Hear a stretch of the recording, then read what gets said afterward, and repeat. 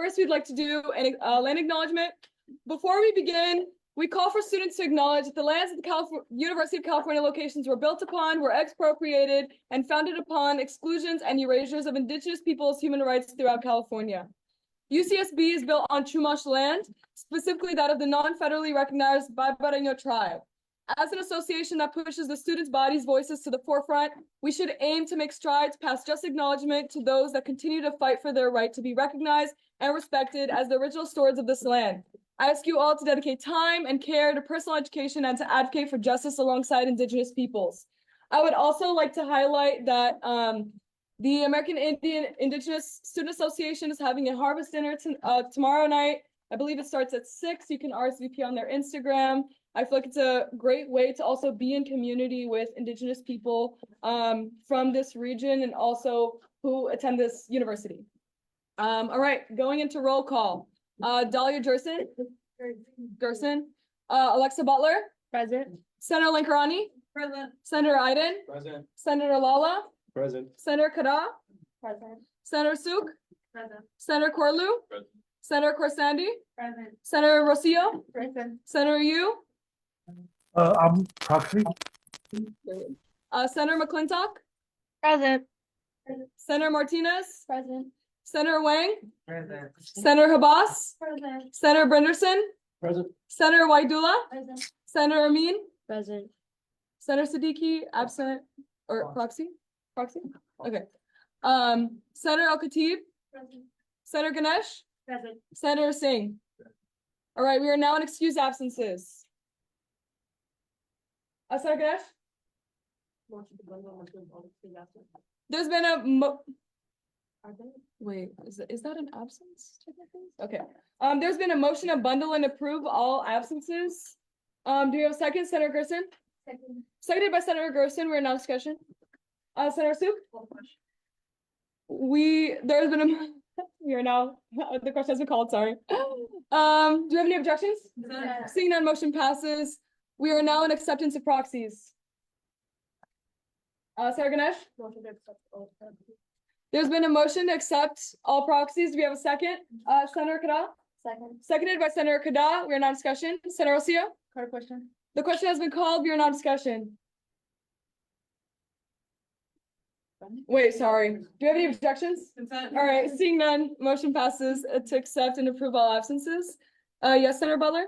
Motion to accept Senator Alejandro Martinez as second president pro tempore for the duration of today's meeting. There's been a motion to accept Senator Martinez as second president pro tem for the duration of this meeting. Do we have a second, Senator Wang? Second. Seconded by Senator Wang. You're now in discussion. Senator Kada? Call the question. The question has been called. Do we have any objections? Consent. Seeing none, motion passes. Yeah. Senator Ganesh? Sorry, can I make a motion to excuse Senator Kada from attending on this? There has been a motion to excuse Senator Kada at 10 p.m. Do we have a second? Senator Lankarani? Second. Seconded by Senator Lankarani. We're now in discussion. We're not discussion. Senator Suk? The question has been called. Do we have any objections? All right, seeing none, motion passes to excuse Senator Kada at 10 p.m. Now we are moving into. We are now in external reports.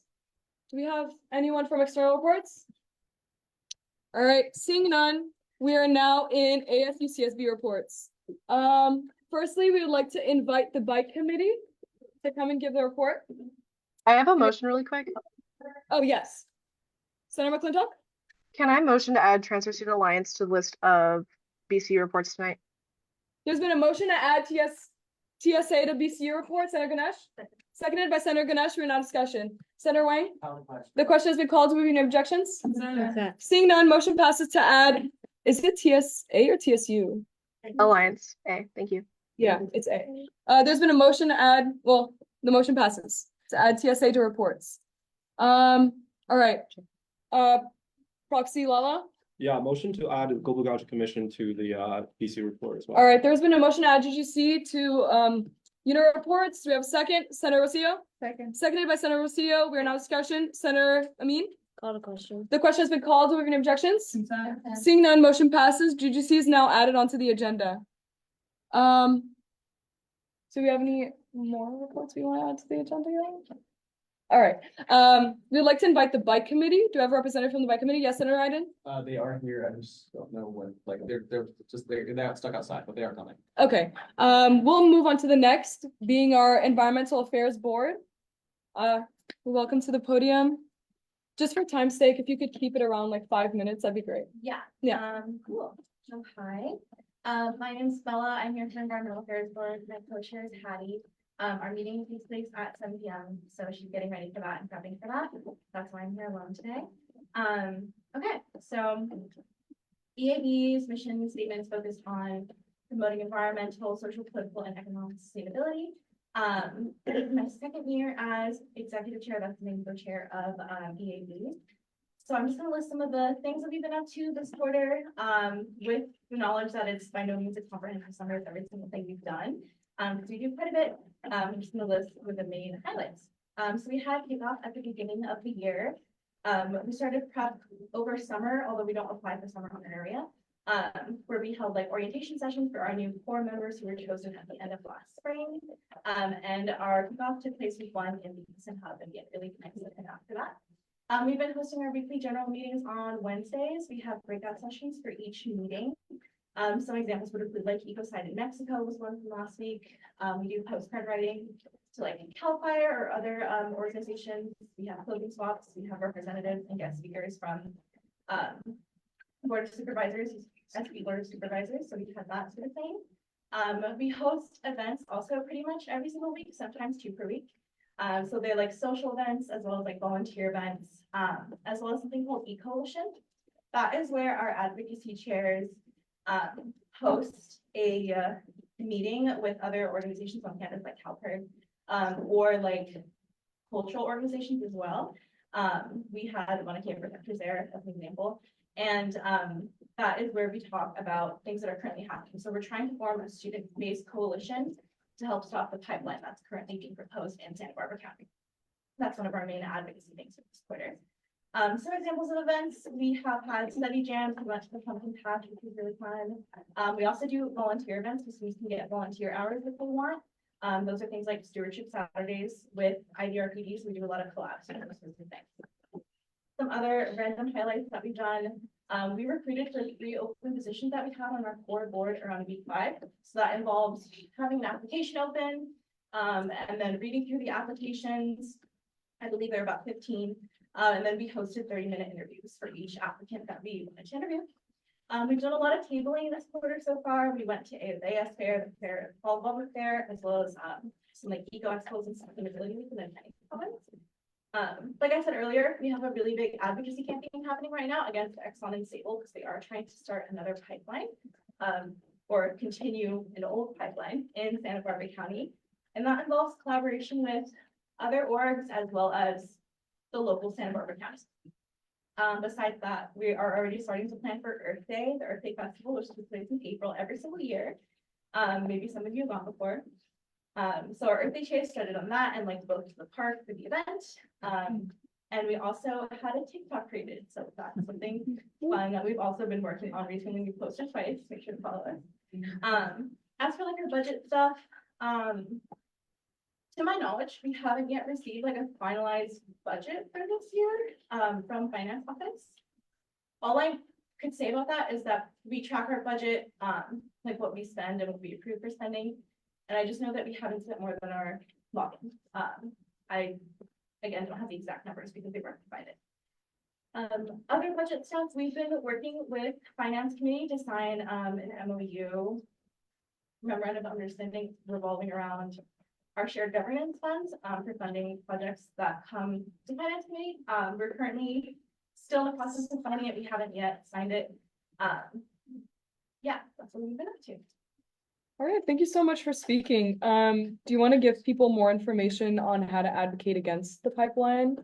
Yeah, so we are going to start our student coalition. I think we have a meeting tomorrow. It's going to be with the student-based groups who are working in the pipeline. So it's EAB, it's Environmental Law Club. They're a new club that just started up, through SEAL. And then we have CalPERD. So it's the student leaders in those groups all working together. I mentioned earlier that we sent a bunch of postcards to CAL FIRE. Right now, the pipeline proposals in this really strange place where we're just waiting to hear back information. Recently, Sable, there's been a lease transfer from Exxon to Sable, which is like a subsidiary company of Exxon. So we're just kind of waiting to hear more information. But we do like send postcards and stuff, and it's always posted on our Instagram. Advocacy efforts, especially like email templates and stuff. And we have like a Discord where we connect to our general members, like have a special advocacy channel for that. All right, thank you so much for speaking today. Do you have any, would you like any questions? Yeah, do you have any questions? All right, seeing none, thank you so much for coming today.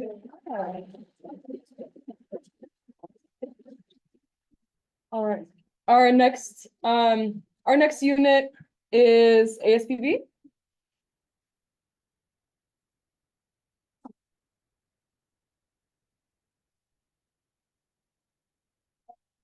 Hey. Floor is yours whenever you're ready. Yeah. Okay, so I'm Montana, I'm the Commissioner of Program Board. I have like a little bit of information on what we've done this quarter and then some information on our budget. And then I can also answer some questions that's been brought to my attention that there's some questions on liability and then the funding that we have for rollover. This quarter, we've had 14 events and co-sponsored some events using our own budget. We've also given funding to 5 groups through the Shared Governance Fund with FEB. We hold a weekly general meeting, and at that meeting, we also have public forums, so groups that we've co-sponsored. So we did Ivy Parks and Rec, we did their Halloween silent disco, we did Sabrina Woo with TQCom, we did the Taste of the Middle East event, which is happening tonight. The God's Eyes Are Home event with KCSB, UCRN with KCSB, the Morris County Youth performance for the Night of Living Dead with KCSB, and the Formula SAE group, they came to us yesterday with something. So in that public forum, people are welcome to come. If you guys have any groups or anyone that needs funding, we're obviously open to doing that. As you guys know, we have a ton of rollover money. And then there was $500,000 that is between finance and business and program board that's are also from that rollover fund that we're using to fund mostly like cultural events type events. We want to focus on making sure that groups that want to do cultural events or events that are for like more niche groups have funding, because those are usually the groups that get overlooked. We also are going to start X meeting. So for extravaganza, we have a separate meeting that we're going to do planning for that. We've also started the planning of the warm up and extravaganza, which are 2 big events in spring. And then for just generally what we've done so far this quarter, we've had the Lucan Lawn film and Welcome Back with Leah's Interlude and Zach Fox. Those were both in the week of Welcome. We had Delirium Night 1 and 2 with Queenie and Mike Sherm. We had the Spooky Spectacular, which was an event where we gave away like pumpkins and had like a little photo booth and stork. We've had a hub shows. We've had Fruit Tuesday films and mini stork shows. And we're going to continue to have those throughout this next week. We'll probably still do Free Bagel Day, which we usually do kind of in the week of finals week, where we give away bagels and stuff for students. And I did like a kind of like tabulation based on requisition forms of how much we spent this quarter, just because I know that's a big concern for Senate and within our budget. And this is just based on requisition, so it's not all the money that we've spent so far, but it's $237,000 roughly. And yeah, so that's kind of my update. If anyone has questions. All right. Thank you for giving your report. Do you have any questions? All right. All right. Thank you so much for coming. Yeah. Senator Butler. Motion to add EJA to BCU reports. All right. There's been a motion to add EJA to BC reports. Senator Lankarani. Seconded by Senator Lankarani. We're now in discussion. Senator Rocio. What a question. The question has been called. Do you have any objections? None. All right. Seeing none, motion passes to add EJA to BC reports. I just did. All right. Next for unit reports, we have SCORE. All right. Moving into the next one, CAB. Anybody from Community Affairs Board? Oh, hey.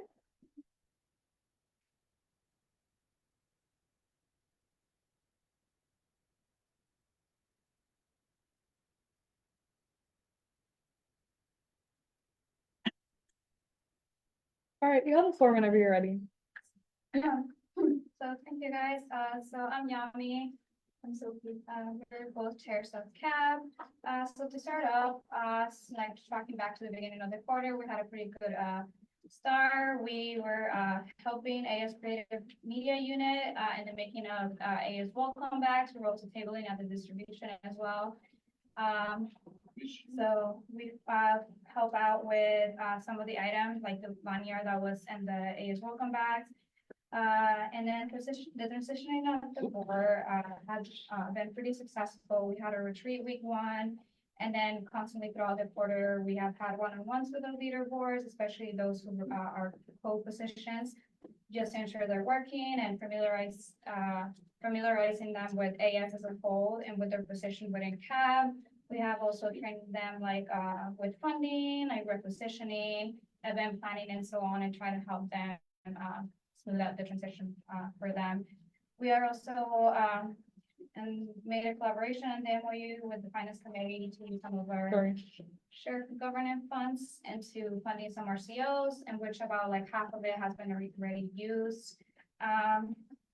We also have had general meetings throughout the quarter, about 4, and we also have study nights in which we provide the CAB office just like open up the space for students to come in and grab a snack and like just place to study. And we also have so far collaborated with AS President and CAB's Childcare Director, the Director of Non-Traditional Center for legal code changes in regards to the childcare grants, which is a different account. It's the default account. So CAB's is 320. So we just kind of help out with the distribution of those grants from account.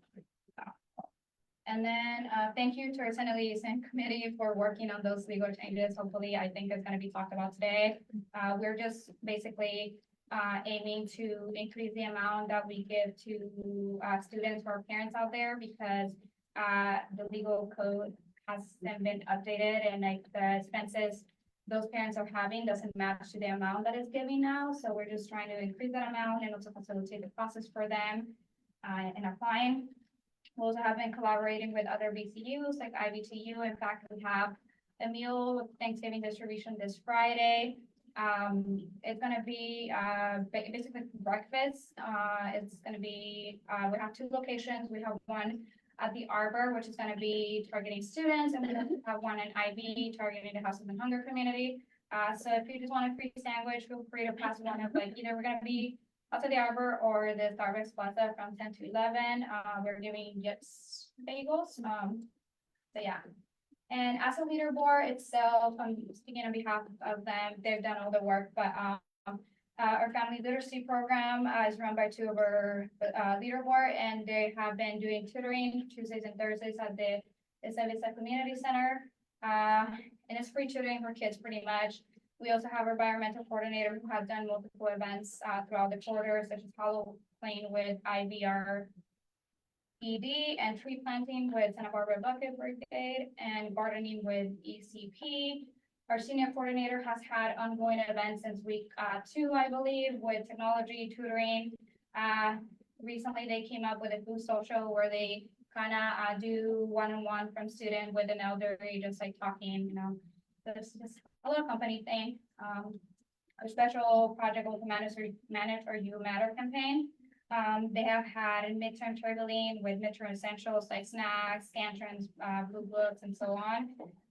She also has a de-stress pastry catering coming up on December 3rd on week 10. So if you want to get some free pastry during like studying for finals, she's gonna be outside the library. Feel free to come out the library and grab some. It's gonna be Monday, December 3rd from 10 a.m. to 1 p.m. And again, our childcare has been working on this since we're not active working during summer. So all the applicants that apply for summer childcare grants, we take care of them during fall quarter. So far we've done this summer and fall session, this distribution of those grants. She's also working on providing yearly Santa Barbara SU passes for parents who are, for students who are parents. Our return break coordinators are also working on our upcoming volunteer trip that is happening during winter break. It's a week of winter break, and they're going to a national park, I think in Joshua Tree, to do some work there. And I think because we sent a mass email, we have over like 100 applicants. However, we only get to select 8 students to go, unfortunately. But yeah, it's been pretty successful. Our community outreach has also worked with local nonprofits, Wireless Youth Project, which is an after-school program, Apple Zucchini Cooking School, and which is like an environmental defense center in the city of Goleta, and removing trash, and yeah, basically connecting our student body to volunteer opportunities, not just on campus, but around the greater Santa Barbara area. And that's in terms of leaderboard, so we can. Yeah, on behalf of our budget, we're also providing funds for RCOs that aligns with our CAP legal code, and also collectively as a board, we vote if we want to fund them or not. So basically, we found a lot of RCOs, which a good portion of our budget last year went to the Aaron, who takes care of some packaging and engineering. So this year, we are suggesting appellate groups to go to finance committee first. Since the chair of finance committee came to our leaderboard meeting and mentioning that they were willing to take care of that.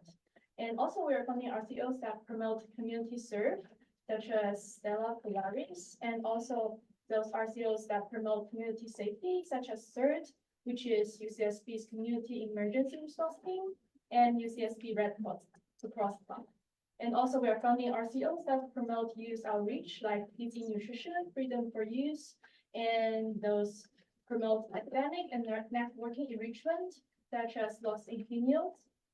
And they attend the SHPE National Conference a few weeks ago, and will also receive their post-event form and presentation. And also we found the RCOs that plan events with the goal of cultural exchange, such as the Diwali event held by the UCSB Indus. For now, we have a comprehensive budget tracking for all funds that both externally and internally goes for the student bodies. And for now, we have funded a total of around 60K with a rough number for 35K for external events and 25K for internal events, which is about 1/3 of our total budget. And we're still to keep track of the going budgets since the student groups are still requisitioning, and yeah. All right, thank you. Do you have any questions or comments? All right, seeing none. Thank you guys so much for coming and giving your report. Shall we please report? Few months, how we can just keep it. I think we could just go. Community Financial Fund? All right. Hey. I'm Myra, I'm here for the Community Financial Fund, where we promote financial literacy awareness and educate students on personal finances. So for this quarter, we meet weekly on Mondays at 6 p.m. So what we have done throughout the quarter, we have presented 7 financial literacy workshops, which have approximately 560 students that have attended. We just finished approving and are moving through the Office of Financial Aid to approve their grants, which are $2 we have passed 80,800. Furthermore, we also have our fall speaking events going on. We have one this Thursday at 5 p.m., which we are featuring UCSB campus resources like the Office of Financial Aid, Basic Needs, AS Food Bank, and Health and Wellness. They'll take place tomorrow at 5 p.m. on Zoom. We have also assisted other campus organizations such as McNair by purchasing books, financial books for them, as well as the AS Welcome Day bags. And we are currently also have an ongoing peer advising that can be booked through our website. And that's all I have. All right, thank you. Do you have any questions? All right, that's fun. Thank you so much for coming. All right, next, Take Back the Night. Hey. Hello. All right, you have the floor whenever you're ready. My name's Evelyn. I'm the external chair for Take Back the Night. Just like keep this really brief, things we've done this quarter, we've had a couple of general meetings trying to like gain members because as some of you may know, it's our first full year on campus. So we're trying to really like build up our membership, get people engaged and like know what Take Back the Night is because a lot of people currently don't. We've had a couple events and one of those was a meeting with a couple representatives from different sororities and fraternities on campus led by our Greek liaison coordinator. where we learned a lot of information and a lot of good ways and ideas to reach out and connect with Creek Life. We also created a shoreline, which is something that seems really easy, but kind of was difficult. And then most of what we've done besides that has been a lot of planning, because Take Back the Night historically has held a pretty large rally in April, Sexual Assault Awareness Month. And so we're trying to bring that back. We're trying to do kind of a lot in April, build up Sexual Assault Awareness Month so that everyone on campus is aware of it, especially the presence of sexual assault on campus. We also have a library art exhibition set up for April, which should be really cool. We've been collecting student artwork throughout the quarter to display there, and we're gonna hopefully keep collecting student artwork, and do a couple activities throughout the year to display that at April. And then we are also currently planning our town halls with CARE, Title IX, and Vice Chancellor Student Affairs. We are asked to have 2 town halls a year. It's looking like it's going to happen next quarter. And should be pretty good. So we're in the process of setting that up, communicating with them, trying to figure out what the demands are for that.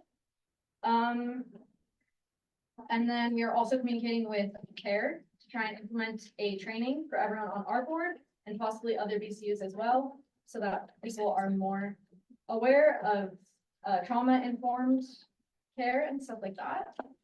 And then as far as budget, we have spent about $5,000 this quarter. I know it's not very much, but we are allocating about $10,000 to $20,000 for our rally in April and other events that are taking place later in the year.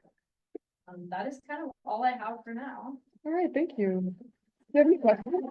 Do you have any questions?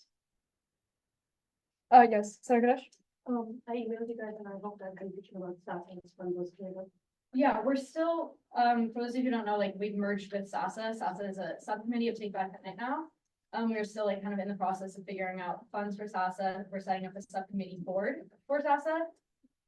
Made up of a couple members of the Take Back the Night board, just so SASA is still its own entity, even within Take Back the Night. Okay. All right. I don't know if I missed this, but are you guys bringing back that panel with faculty and admin? Yeah, so that's gonna be the town hall Okay, in hopefully winter and spring. yeah. We're working on planning it right now. And it's looking like there's a lot of things that are gonna come up at those town halls. Mhm. And we hope to see some of you there. Yeah, I definitely encourage everyone to go. Yeah. But yeah, do you have any other questions? Oh, yes, Senator Min? First of all, thank you so much for everything you do. Like, we appreciate it a lot. It's really amazing, so thank you. But also for the training, if you want any of us to come, you can definitely send the invite to me if you want, and I can send it out. That'd be awesome. We're Yeah. trying to meet with CARE, specifically Sven, and I think Brianna, hopefully in this week or the next 2 weeks. I know it's like hectic at the end of the quarter. But we'll have more like solidified information on that training, hopefully soon. And of course, if we want to do it with BCUs, we'll reach out to. Thank you. All right, thank you. Oh, Senator Ryan? Oh, I have this like huge box of like nightcaps that I inherited from the last SASA members that has been like sitting in my living room, which I need to get rid of, so. Yeah, I will be giving that Send to you me an guys email, at some yeah. point, yeah. just wanna let you know. awesome. Thank you. All right, dope. Further questions, comments? All right, seeing none, thank you so Thank you so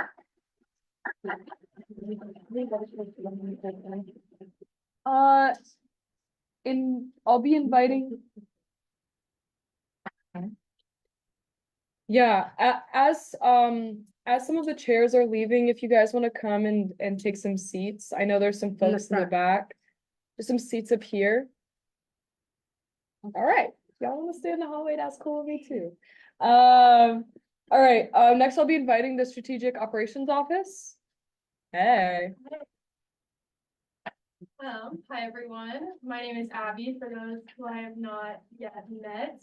I am the Chief Operations Officer for AS and the Chair of the Strategic Operations Office.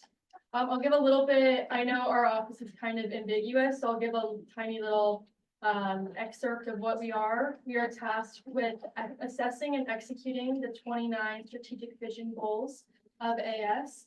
And by doing so, we have been able to assess the association, entities, BCUs in the background of different projects that we've been completing throughout these years. I'm held this position for my second year now, and I've been in this office for 3, so we've been able to make some really great change.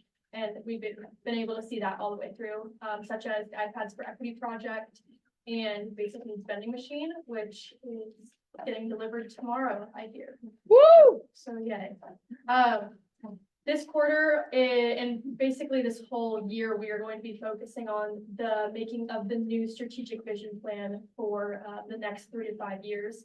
So for those who don't know, that the strategic vision plan was made in 2021, it was finalized. And so every 3 to 5 years, a consulting firm comes in with our office, and we, with a bunch of different ways of surveys, focus groups and town halls, we will be creating the new strategic vision plan with the goals of the community, AS, and the whole campus in mind. So that's kind of our biggest goal right now. We have been talking with the consulting firm, and we will be creating the strategic vision planning committee here soon, which will consist of the strategic operations office, exec, and 3 to 5 members of Senate. So if there's any interest, please let me know as well. I can send my email or anything as well. But that is kind of what we've been focusing on, and I'll have more details with that to come. We're hoping to start our first meetings at the beginning of the new year. Other projects that we've been involved in and kind of keeping updated in throughout this year is the basic needs vending machine.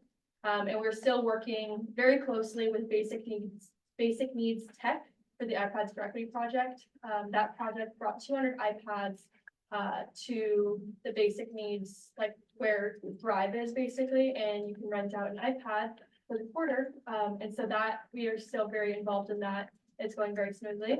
Right now, about 150 iPads are being loaned out right now. It's great. We are looking into meal rollovers and meal swipes with Alvin, Student Advocate General, and seeing basically our office is seeing where UCSB fits in this category of other UCs and their meal rollover ideas and everything.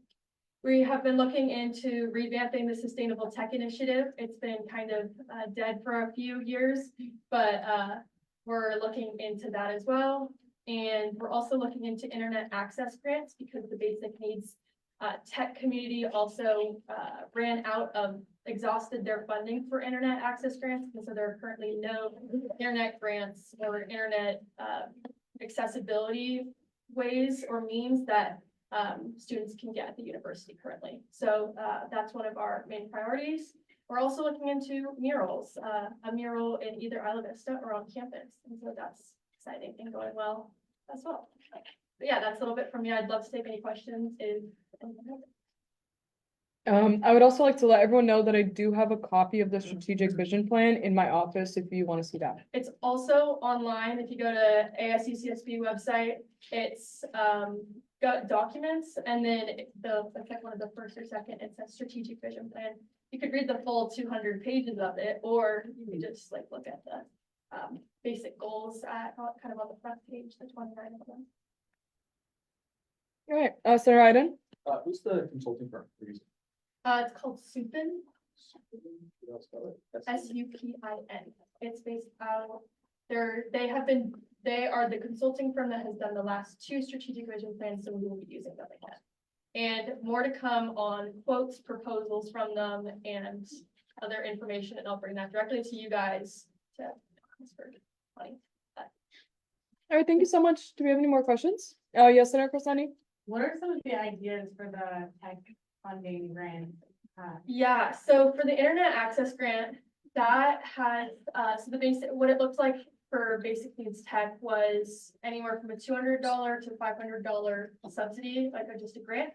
And they would give that out to students. It was created during COVID, and it was replenished each year until this year. It is still, and I can give you different like demographics and data from basic needs tech, but it's still a really big need in the basic needs tech community. And people who need that technology to kind of live nowadays and kind of complete all their homework and everything. And so what it looks like before is they paired up with some sort of internet company, and then they were able to like get this for a good cost.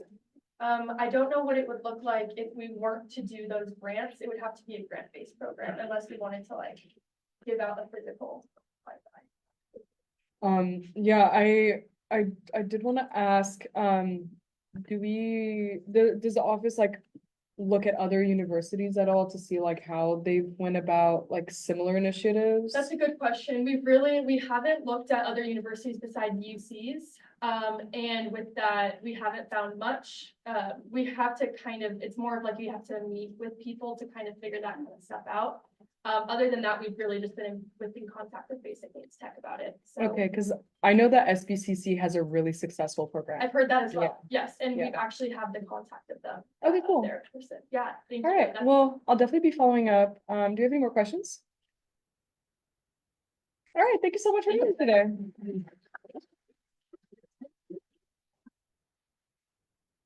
All right, next our Transfer Students Alliance. Okay, that's me. So we are recovering from half of our board graduating, so it's been a slow start. And our chair has also just resigned. So currently our treasurer has stepped up and has been chairing meetings and getting everything ready for us to start recruiting. We have been in communication with Committee on Committees.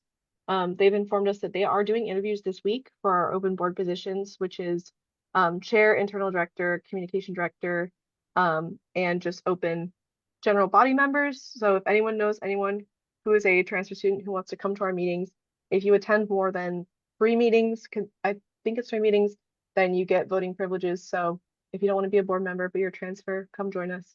I'm asking you, please. But we're hoping to have new members on board by next quarter. So far, we have been having meetings regularly on Wednesdays, with a few of them being canceled just because of our chair resigning. We've been having consistent meetings within the Transfer Student Center, which is amazing. We've been in person. And we've had consistent attendance with our current board members, which includes our treasurer and our external director, make quorum.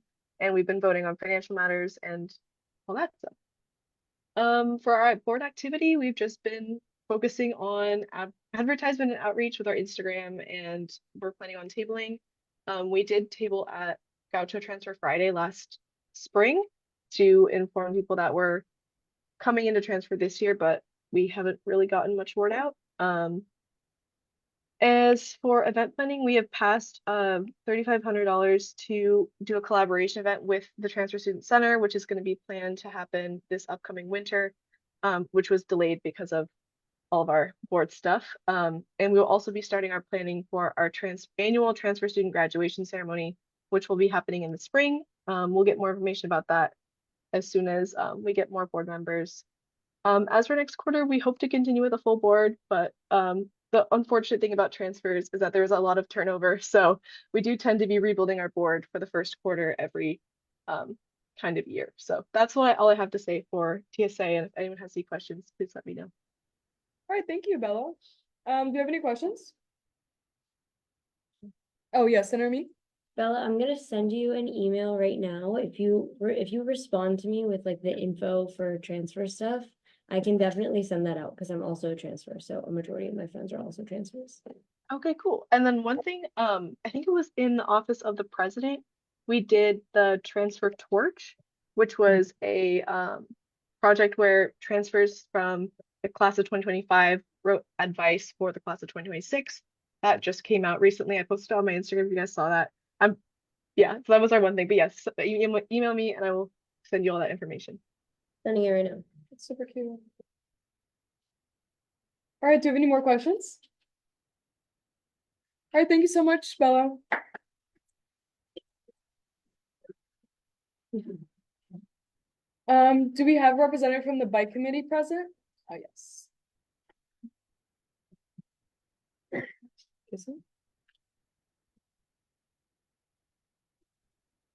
All right, you have the floor. Just try to keep it under 5 minutes. Thanks for having us. I'm Anthony and this is Lainey. And he's gonna go over like the education and outreach and safety side of what my committee does, and then I'll go over our like ongoing infrastructure project. Okay, cool. Yeah, so a couple weeks ago for daylight savings time change, we held a bike light giveaway right by the Flagella Center. I think we gave away like 180 bike lights. It was pretty successful. In terms of our other outreach, we have our education officers working with campus planning to do some stuff around ILP and just some general bike safety tips over our social media. We've also attended a couple of tabling events where we've also given away some other stuff like, pumps and bells. But, as far as infrastructure, right now, we're working on, a renovation of the North Hall Loop area where there's like bike parking. The path is really damaged, so hopefully this summer, there'll be like, they're gonna redo the asphalt, repave the path, repaint the path, and add some more, bike parking racks. Another infrastructure project that we're working on is restoring the bike path between ILP and the library, which is a really, like the community has spoken about that issue. We're like, there's overwhelming support for a bike path there, so at this point, we're working with campus planners to see what we can do, because they have their own plan with the 5-5 and how they're gonna be renovating that, and that's related because of like traffic diversion to Youth End Road, but as it stands now, they're like willing to work with us, so we just have to put together a plan and assemble what's called the hotspot committee, which was some campus planners, like one of the vice chancellors and some other people just related to specifically the ILP library issue. But we're optimistic that we might be able to get a path there within the next few years, but it might require a little extra funding, which we're not are requesting at this point, but it's just a possibility that we might propose an additional temporary locking fee to over the course of a couple of years to get funds for that path, since we're using a lot of our budget on the North Hall renovation. And then the last thing we're doing is minor path repairs over winter break. So we just sent over a list of our like top 10 spots around the bike paths that need repair. And project management and campus planning are gonna do what they can over the winter break for that. So that's all we have. All right, thank you. I did want to ask if y'all have hired your vice chair or project manager yet? I think we're both new to committee this year. Last year, we think there was a chair and vice chair, but this year it's been switched to just 2 co-chairs. Okay. And we do have a representative from like a project management department on campus that comes, but it's not like a student position, if that's what you're asking about. Oh, okay. Okay, that's great. So far, the only chair we have listed is Lainey. That has been an approved appointment. If you can send the other one, so then we can maybe motion that onto the agenda. Both, y'all are both the co-chairs? Yeah. Yeah, okay, so, if y'all can send the other name, so then you can motion it onto the agenda. Yeah, you can email either of us. Yeah, just email me like your full name, just so we have your appointments squared away so we can approve honorary and stuff. Which is open, by the way. Yeah, so to announce. Do we have any questions? Oh, yes, Iman? Hello, again, thank you so much for coming. Oh, Senator, just a yes. small question. I just want to know what is like, it makes me similar to IEP. What is it that goes to, I guess, to contact you guys or anything, information? Because I have curiosity, I also wanted to know about this nice. So I just want to know like, what's the best way to reach out to you guys or pursue that? Yeah, so we have our email address, which is, it should be listed somewhere, just like as-python@ucsb.edu. Our weekly meeting is also open. We're not gonna meet next week, but we will be having a meeting in week 10, it's on Monday at 11 a.m. In like the same office as EAB and Coastal Fund. But you can also DM the Instagram account. They would probably respond on there. But we'll publish like our new meeting time in the quarter because it'll have to change. But our meetings are always, they always have a public forum section.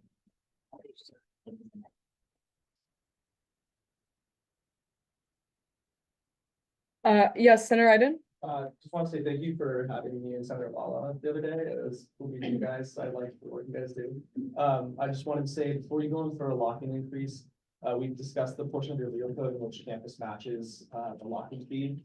Doesn't ever hurt to try and get more money from campus, especially for an issue like this. But I was writing on my path is, or my comp's gonna fix this part right here. I saw him talking about it, but yeah, just get as much money you can from campus before you go in for a lock-in. Would be awesome for sure. Thank you guys. All right, any further questions? All right, thank you guys so much for coming and speaking.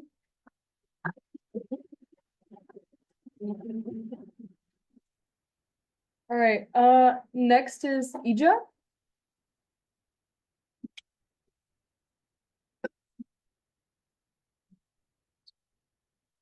All right, you guys have the floor whenever you're ready. Hi, I'm Katya, I'm one of the co-executive chairs. And I'm Bella Rosen, I'm the other co-executive. So just for kind of a brief recap of this quarter, we started off with a pretty much new board along with some missing positions. So we were spending the first few weeks trying to get everybody up to speed and also hiring 2 new project chairs, which we've gotten, so we now have a full board. We've been holding weekly meetings with our board members, and then we've also been attending a lot of tabling events just to kind of promote our club and get some more awareness out there, which has been like the MCC Open House, the ETP Block Party, Eco Expo, and a few others. We've also been doing a lot of internal work on updating our legal code and then also just revamping our form structure. And we've been working on getting a new logo and then also the promotional items along with that. So this has been kind of ordering like new tablecloths and more permanent materials a lot alongside some more like promotional things like stickers and pens. Last week we had our first general body meeting, which we like to hold quarterly, and that was successful. We were providing a safe space for just reflecting on the election and having some discussions surrounding that.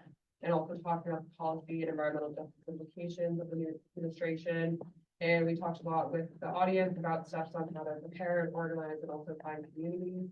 And we have, since last year, had an established bi-weekly newsletter, and we've been using that to primarily promote our events and also promote other organizations that are aligning with our mission. And this year, we've also been focusing a lot on addressing current environmental justice news, whether that's on or off campus.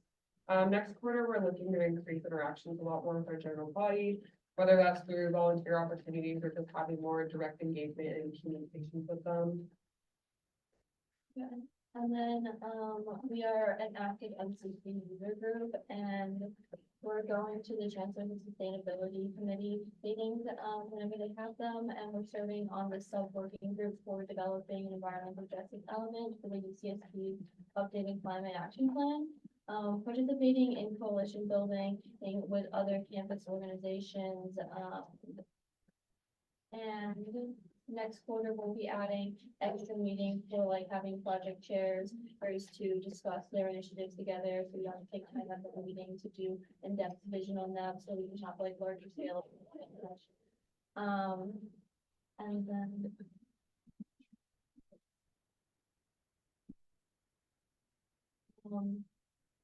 And then this quarter, we have had, the herbalism tea event that was collaborative with EAB, and we just focused on like incorporating holistic health and distressing. And then we are looking to do another tea event towards the end of final 3 to help people calm down and around the time when everyone's taking the finals. We're going to have a community sunset walk this Friday to help people think about the inequalities of access to green spaces on campus and just show some of the beneficial areas of connecting with nature and a lot of different places we have on campus. And then we're planning to collaborate with the AS Food Bank in the future to focus on food insecurity, and one of the options is to have a takeaway food box that people can take with them, like a prep meal. So that's some things we've been working on. All right, thank you. Do we have any questions? All right, seeing none, thank you guys so much for, oh, yes, Senator Sue. So I'm looking at your appointments right now, and you have an advocacy chair and an administrative and communications chair. That's not in your legal code. Was there a buildup? Or We're in the process of updating our legal code. Okay. And just finished finalizing it, so we have to send it in. Okay. But we are just kind of, right now, we have an admin chair, and we've worked on having 4 project chairs, so I think they eliminated in the past, like, community affairs and student, and we're working on eliminating the student affairs chair as well. We're also getting rid of the treasurer or any position for that and putting that with that. All right, Senator Ganesh. if you have your legal code all that are ready, you can send it to either this week or me. So the bill's going on for this week, so hopefully we can add it for the next week. Okay, perfect, thank you so much. Thank you. Oh, yeah, thank you. Yeah, our liaison committee is like here to help you guys out with any of that. It's definitely a beast, so it's not a task you need to take on your own. Yeah, just reach out if anything. You say something? Oh, okay, sorry. Yeah, thank you guys so much for coming.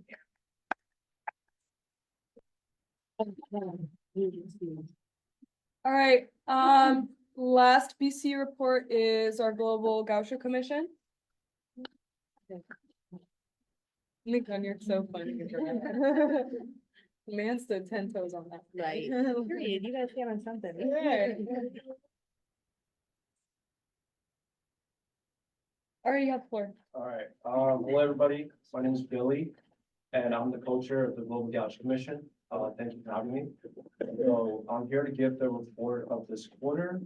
So the Global Gaucho Commission is a commission dedicated to advocate for international student well-being on campus. And we have been doing a lot of great projects this quarter. We started off this quarter by giving out 400 goodie bags, including our own personal made pamphlets with directions and resources helpful to international students, with notebooks, with folders, with pens, with phone cards, to create a welcome atmosphere for incoming international students. We have also hosted multiple events and table events, pass those goodie bags out. In addition to that, we have also hosted a midterm boost station where we passed out baked goods for all students during midterm season. And we have also planned an event coming up this week, I believe, a panelist with at least from different industries and the education industry and the marketing industry to help guide a post-graduation picture for international students. We have also coming up in next week have secured a partnership with a restaurant in IV to pass out 200 meals, free meals, to all students who are spending their time in Isla Vista, Santa Barbara, and not going home during Thanksgiving. This is a tradition that we've kept for 2 years, and we're proud to bring it back this year as well. And in addition to that, we have a lot of great events coming up next quarter as well. We have to maintain a healthy working relationship with multiple on-campus departments, including the Office of International Students and Scholars, including the Education Abroad program, and including the UCSB Student Wellness. We have also started a pilot program that pair up international students with a junior or senior members of the international communities to help them guide through their transition process, come into the US and integrating into the UCSB atmosphere and stuff. So we have also completed our redesign, complete rehaul of our Instagram account, redesign our logo, and we're currently in process of our rebranding project. And we'll be working on our website in the coming weeks, and hopefully we'll have a redesigned website ready by next quarter. So yeah, that's it. All right, thank you. Can you please share like which restaurants are participating restaurants and like what day exactly this is going to be taking place? Yes, that's a great question. So the partnering restaurant is called Kaiju. We have historically partnered with them last year as well. So this year we have 250 meals ready. So I believe the meal ticket will come with 4 or 5 different options of their bowls, paired up with like 2 or 3 different boba teas they also serve. And we'll be sending out our sign-up sheet basically throughout the weekend, and hopefully a school-wide email on Monday. And the event will take place on the 28th and 29th during their business hours. Because supplies are limited, so I encourage everybody to save the spots for the people that are in need. All right, thank you so much. Do we have any questions? All right, thanks. Thank you.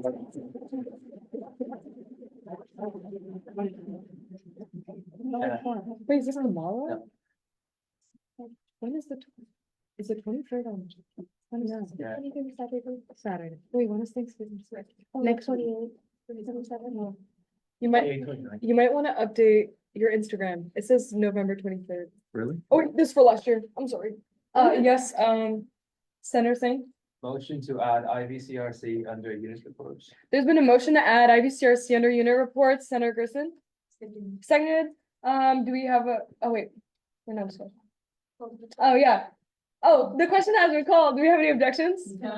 Seeing none, motion passes to add IVCRC onto unit reports. Is anybody from, yes, Sarah Gerson? Motion to add coastal fund to unit reports. There's also been a motion to add coastal fund into unit reports, Senator Lankarani. Seconded by Senator Lankarani. We're now discussion. Proxy Clara. The question has been called. Do we have any objections? Seeing none, motion passes to add coastal fund under unit reports. We are now in IVCRC. You guys are.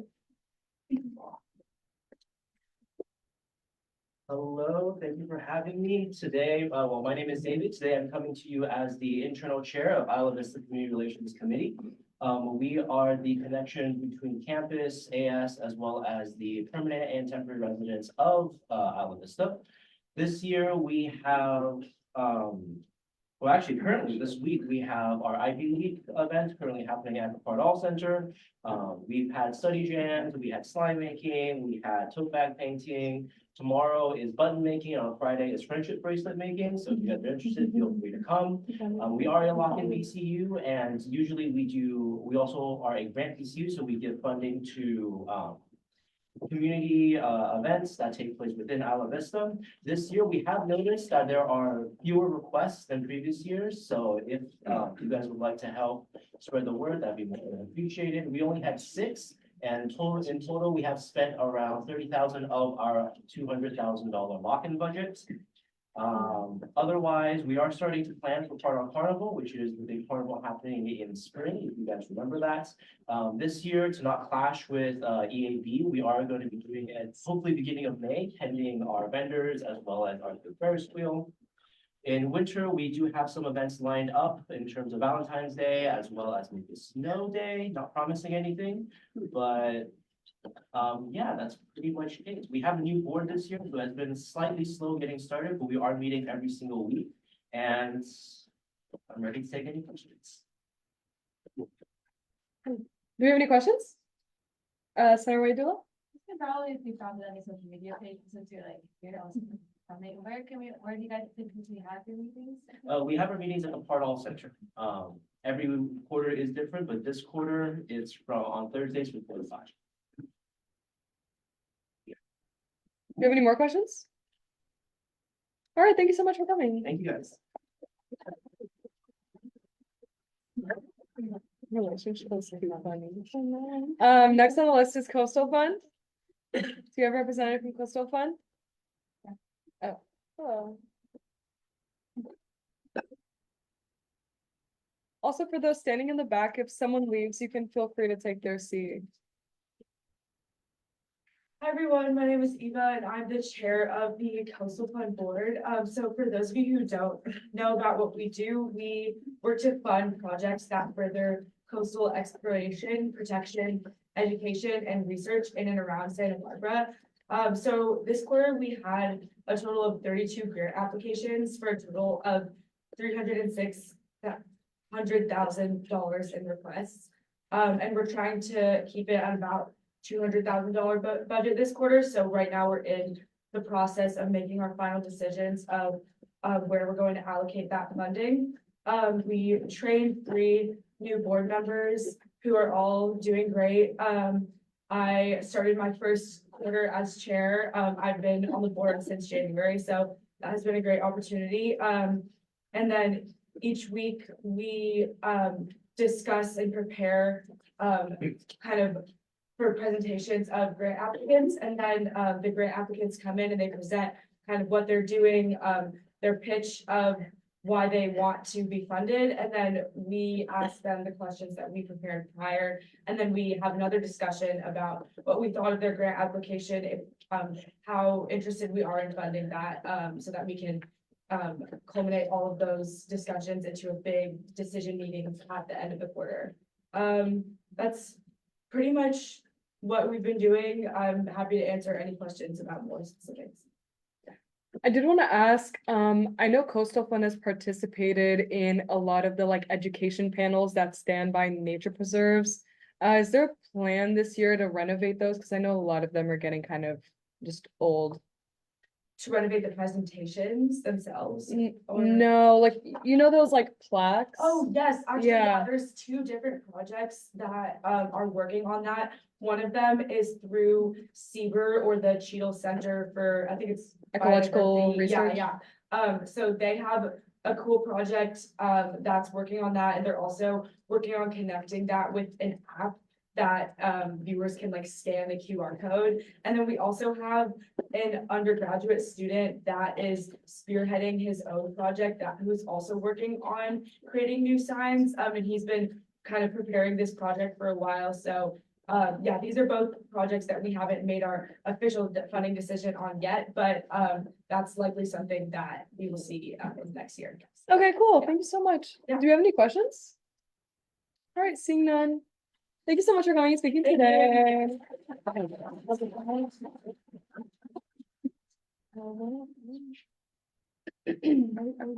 Yes. All right, we will now be moving into public forum.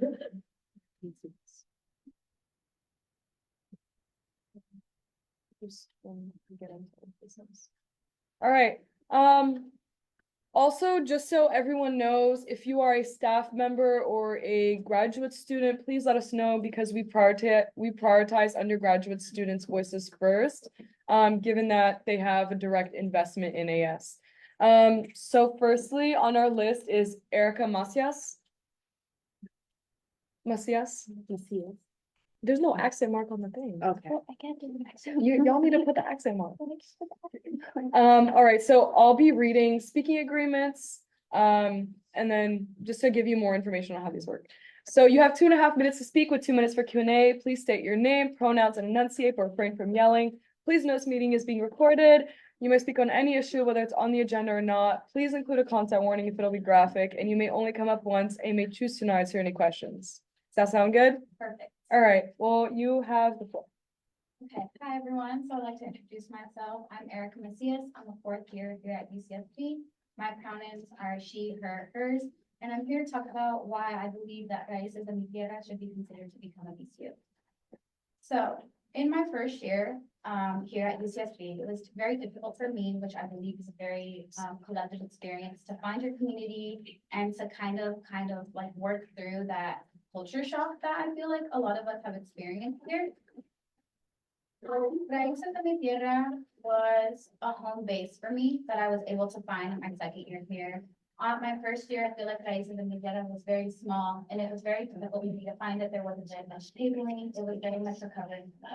So 2nd year is where I feel very lucky to have found people. It served as a home base, which I could comfortably branch out to other organizations while knowing that I have a community that is here wholeheartedly supportive of me and encouraging me to branch out and to help Raíces de Mi Tierra grow connections here across campus. It is an organization that I am very thankful for and I hold in very high regards. They collaborate with organizations in Greek. I'm from LSG and they have participated in our philanthropy here on campus. They communicate and collaborate with other dance and arts communities here on campus, since Raíces de Mi Tierra is a Hispanic dance group here on campus. They also do events with other Hispanic-based but not Hispanic exclusive communities here on campus, and they are involved in off-campus education programs such as teaching high schoolers or underprivileged students dance. So I would just really like to emphasize that I'm very passionate about this club and that Raíces de Mi Tierra has grown to make connections here across campus, and that it has grown from being like really small, and I feel like a lot of people don't know about it. But now, as you can see behind us, like we have such a large community of people here that are willing to fight for it and kind of share our voices on why I believe that this should be a big deal. So in essence, I'll finish it up real quick. Raíces de Mi Tierra is a diverse club. We have individuals that are from professional and non-professional backgrounds or in campuses here in clubs. This means that Raíces de Mi Tierra should become a VCU.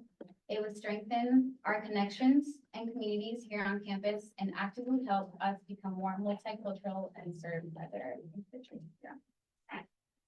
Thank you. All right, thank you so much.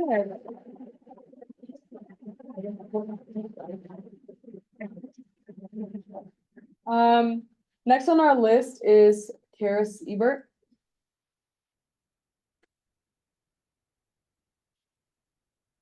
All right, you have 2.5 minutes to speak with 2 minutes for Q&A. Please state your name, pronouns, and enunciate or refrain from yelling. Please note this meeting is being recorded. You may speak on any issue, whether it's on the agenda or not. Please include a content warning if it'll be graphic. You may only come up once and may choose to not answer any questions. Do you agree? Yes, All right, you have the floor. good evening. My name is Kara Siebert, she, her pronouns, and I'm the current BWHC co-chair, along with being Healing Justice Coordinator for the MCC.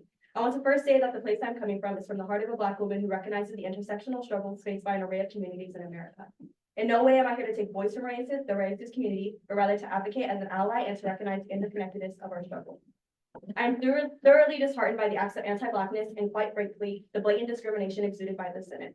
As someone who was present at the last Senate meeting where the possibility of racism in a VCU was presented, I can honestly say that I left with zero trust in what you guys can actually hope to do for the community. Your ability to degrade and question the work of a Black woman was undeniable, and it hurt me to witness that. Further, your continuous denial of the work races can and will do for the general Latinx community on campus was eye-opening. How is it possible you can so easily and quickly deny the transformative power VCU status can grant to an organization? I can honestly say that the VCU status granted to BWHC was not an easy win, nor is it easy to sustain and prove we deserve to be an entity.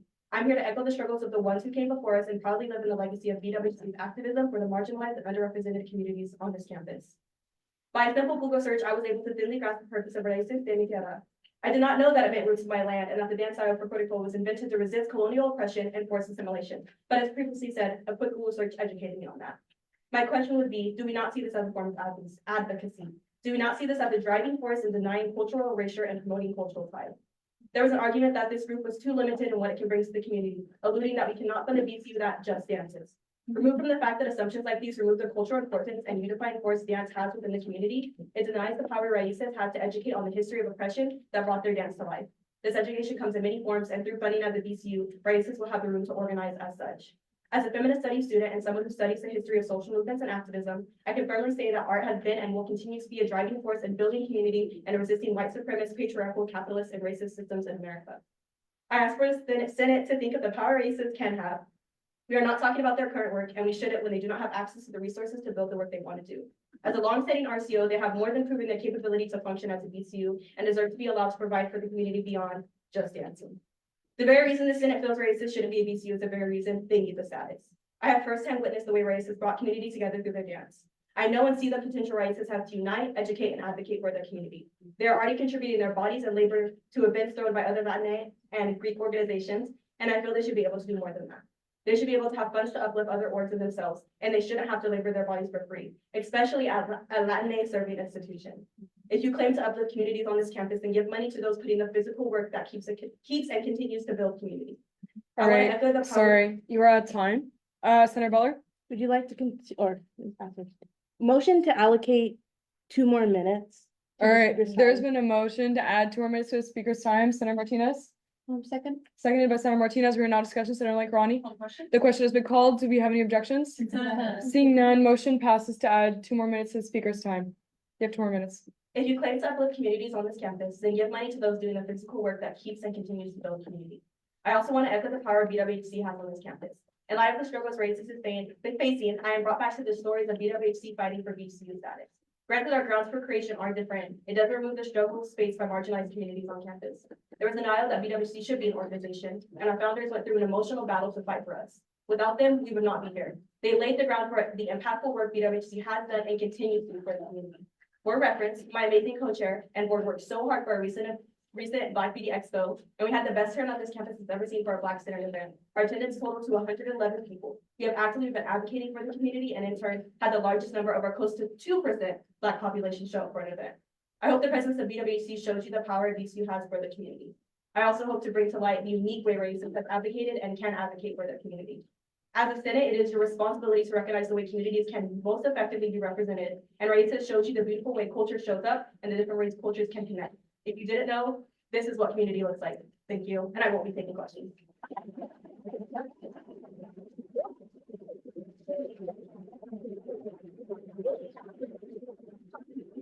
All right, we have a lot of speakers.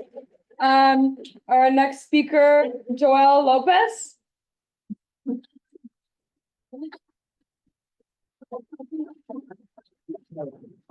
All right, You have 2.5 minutes to speak with 2 minutes for Q&A. Please state your name, pronouns, and enunciate, but refrain from yelling. Please note this meeting is being recorded. You may speak on any issue, whether it's on the agenda or not. Please include a content warning if it'll be graphic. You may only come up once and you may choose to not answer questions. Do you agree? Yes. All right, you have the floor. Hello, Sunday, my name is Joel, he, him pronouns, second year.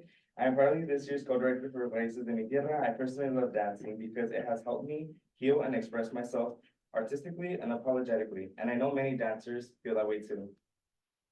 I believe that this organization should earn a budget from the school for many reasons. To start off, our organization gives back to the community through performance, but unfortunately, we're not able to do more because of the lack of funds for wardrobe and transportation. We do annual performances that vary from teaching high school students, community members, families, and anyone who is willing to learn. As an organization that has been active for almost 30 years, we are deserving of proper practice conditions for our members. Our members do not deserve to get sick due to the cold weather conditions outside. They do not deserve to get their backpacks and laptops wet when the sprinklers turn on during practice. They do not deserve to stress about our financial hardship because we cannot provide proper attire and gear for practice. And they do not deserve to suffer from injuries and leg pain because we are forced to practice on concrete ground. They do not deserve to be subjected to our financial stress due to being a student-funded organization, on top of their schoolwork, plus jobs, plus personal responsibilities. To paint a picture of how we bring diversity, we promote progressive values in the way we run performances. We welcome all individuals regardless of gender, sexuality, and ethnicity. For example, if any student wants to dance skirts, traditionally for women, for one dance, and then dance in a traditional suit intended for men in another, they will be seen, they will be heard, and they will be welcomed with open arms. My hopes for Raíces is gaining BCU status stems from my concern for future generations of students to come, who will be searching for a way to express themselves and find a space outside of their daily stress. I hope you consider what this will bring for those after me. Thank you, and I will not be taking any questions.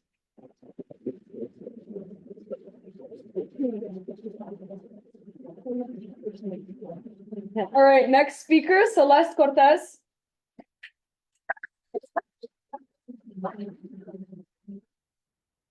All right, you have 2.5 minutes to speak with 2 minutes for Q&A. Please state your name, pronouns, and enunciate, but refrain from yelling. Please note this meeting is being recorded. You may speak on any issue, whether it's on the agenda or not. Please include a content warning if it'll be graphic. You may only come up once and may choose to not answer questions. You agree?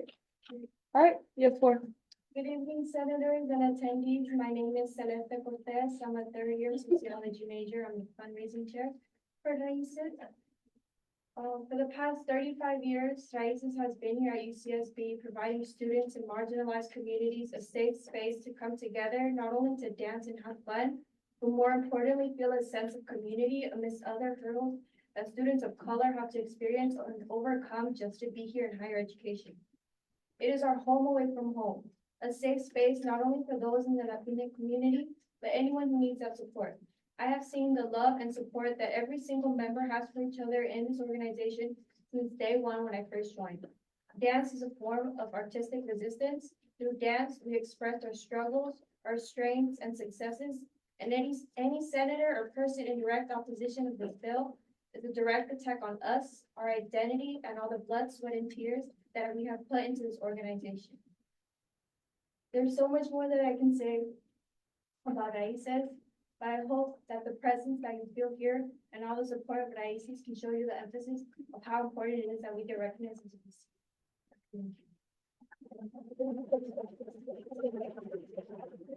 Are you taking questions? All right, thank you. All right, moving into our next speaker, Bentley Mendaya. How do you spell your last name? Mendoza, Mendoza. Oh, that's you have really pretty handwriting. All right, you have 2.5 minutes to speak with 2 minutes for Q&A. Please say your name, pronouns, and enunciate, but refrain from yelling. Please note this meeting is being recorded. You may speak on any issue, whether it's on the agenda or not. Please include a content warning if it'll be graphic. You may only come up once, and you may choose to not answer questions. You agree? All right, you have the floor. Good evening, senators. My name is Bentley Mendoza. I am a first year and my pronouns are she, her. Like I said, I'm a first year student and I'm one of the publicity chairs here at Raíces.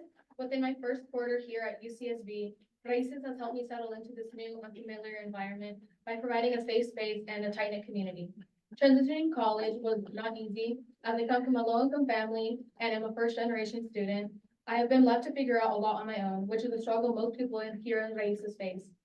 I come from a close-knit community back home where the people are similar to me, have similar backgrounds as me. Being away from home has been difficult as I was scared of losing my cultural identity. Once was accepted and committed into UCSB, I immediately looked on Shoreline in search of Latinx organizations, and when I stumbled upon Raíces, it was the #1 thing I was looking forward to starting the school year. I'm happiest when I dance folclórico because I get to spread my love for dance as well as my culture, 2 of my strongest values.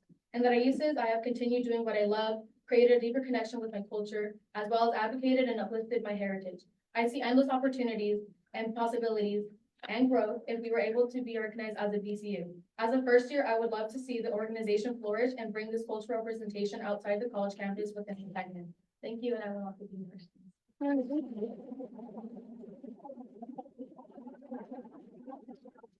All right, I'll be taking a point of personal privilege and yielding chairship to Senator Butler.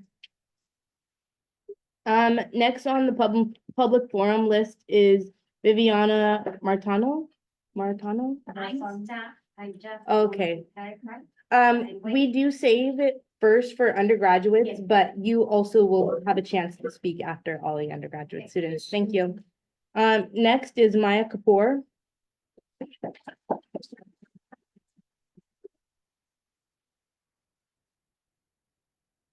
You have 2.5 minutes to speak with 2 minutes for Q&A. Please state your name, pronouns, and enunciate, but refrain from yelling. Please know this meeting is being recorded. You may speak on any issue, whether it is on the agenda or not. Please include a contact warning if graphic. You may only come up once, and you may choose not to answer questions. Do you agree to the speaking agreement? I agree. Whenever you're ready. Dear AS Senators. Could you say your name? Oh, sorry. I'm getting there. That's the next line. Okay. My name is Maya Kapoor, she, her. Not only do I stand before you all here today, I also stand before generations of members of Raíces who came before me.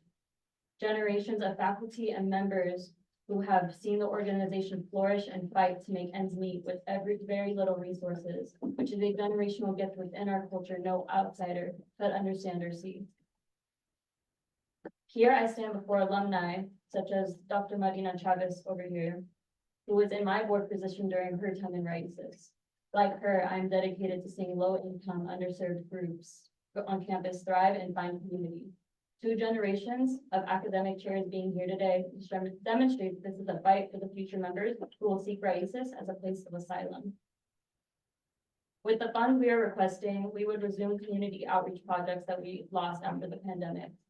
As the academic chair, one of the responsibilities was to organize workshops that would allow children to come to UCSB and learn about the Latina culture through dance, but this program has ceased due to the lack of funds. To us, these community youth programs are more than teaching children to dance.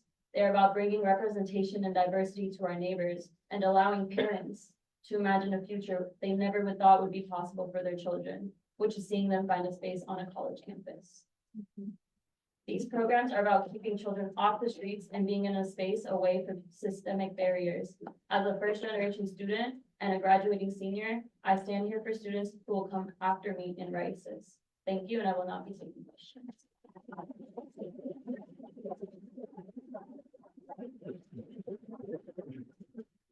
Thank you. Next on the list is Ashley Carranza. Did I pronounce that right? No? Okay. No worries. Moving on, Ignacio Rodriguez.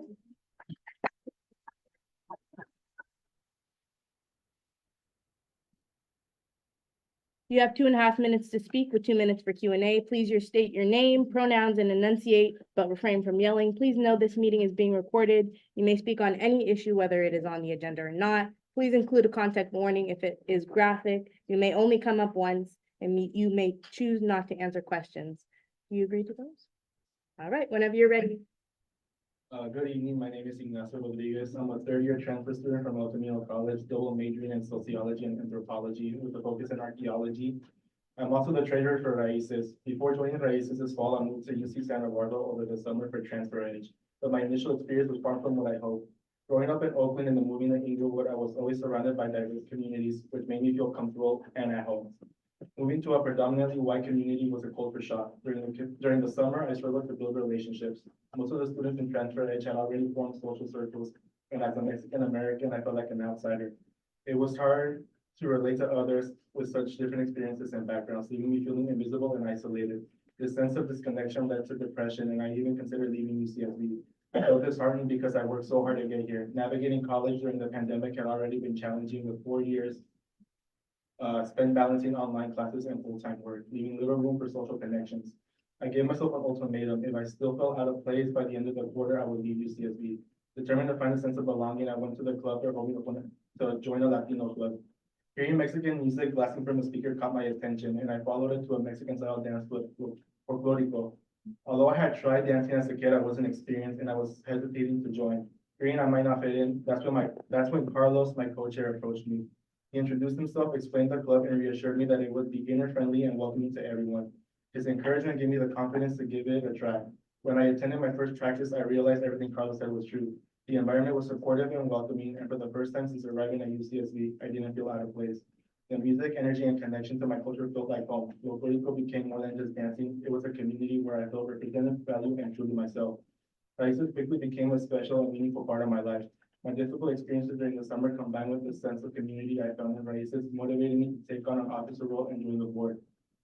At the time, Raíces was in desperate need of new officers. With the current members were overwhelmed with responsibilities, and I wanted to step in and contribute to keeping the organization afloat.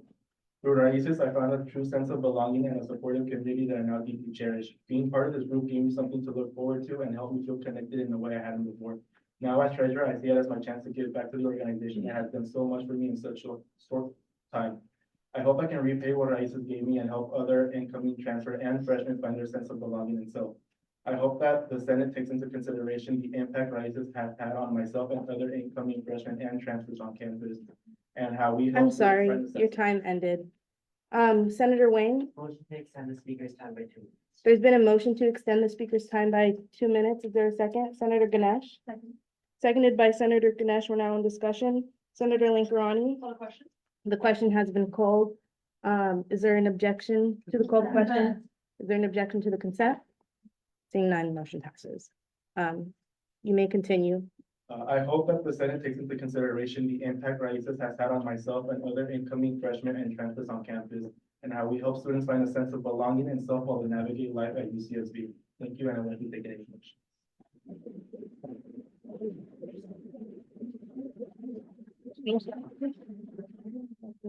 All right, next on our list is Tom Valtiera. Nope, okay.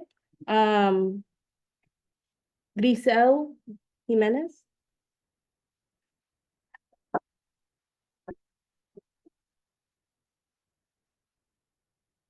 Sorry, y'all, this is gonna. Another meeting. No worries. Hello. Oh, I'm gonna read the speaking agreements first. You have 2.5 minutes to speak with 2 minutes for Q&A. Please state your names, pronouns, and enunciate, but refrain from yelling. Please know this meeting is being recorded. You may speak on any issues, whether it is on the agenda or not. Please include a content warning if it is graphic. You may only come up once, and you may choose to not answer questions. Sound good? Yes. All right, whenever you are ready. Okay, hello y'all, my name is Grisel. I'm here on behalf of Congreso to say that we support Raíces becoming a VCU. 1/5 of the student population on campus identifies as Latinx. UCSB has been the longest HSI, and just now did we get an HSI director, all due to student activism. Now we are before you asking for Raíces to become a VCU. Latina students make up 23% of the student population here on campus. Therefore, our student governing body should reflect that as well. I heard today that AS Senate individuals don't believe Raíces should be a VCU because they're just a dancing group. Let us not forget that Raíces years ago used to hold a conference for low-income students to access higher education. The lack of resources and funding that has made these programs disappear are not because of the lack of student initiatives or potential, but because of the lack of resources and money that we give to these student entities. Therefore, I am here to say that to please pass this bill in favor of Raíces to become a VCU, que así sea. Thank you.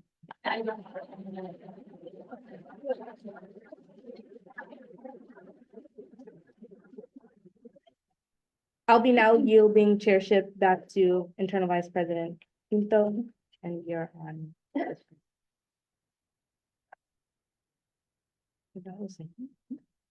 Are we going per this? Okay. Next on our public forum is Osenu. I go first. You wanna go last? Okay. Yes. All right, next will be, Grace Rincon. All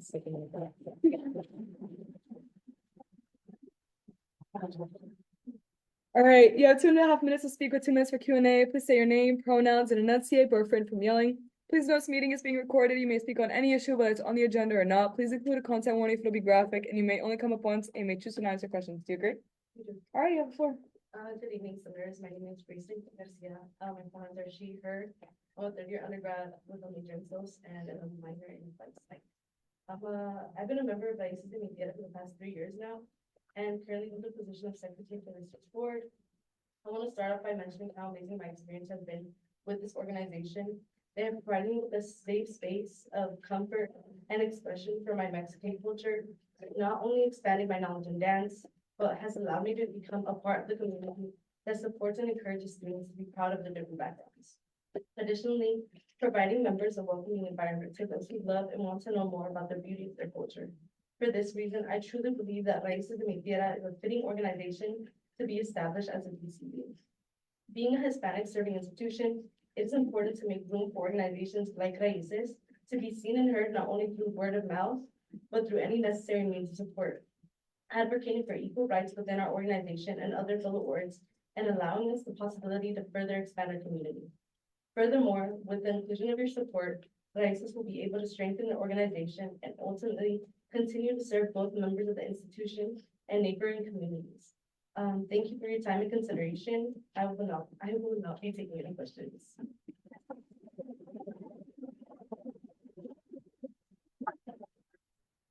Next on our list is Roxy Virgen.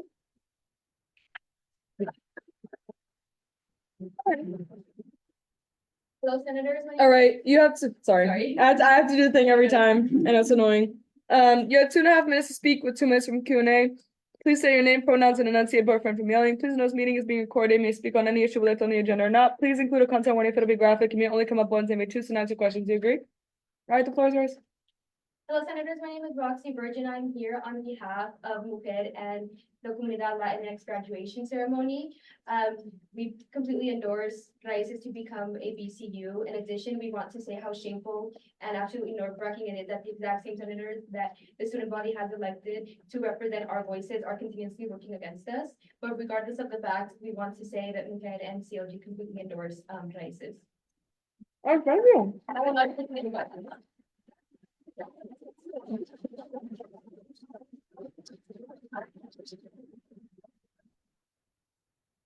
Next on our list is Billy Wu. Oh, yeah, my turn, Chair. Oh, you have your time? Okay. Does this mean you want to completely be Yeah. removed? All right. Next on the list is Lily Benitez.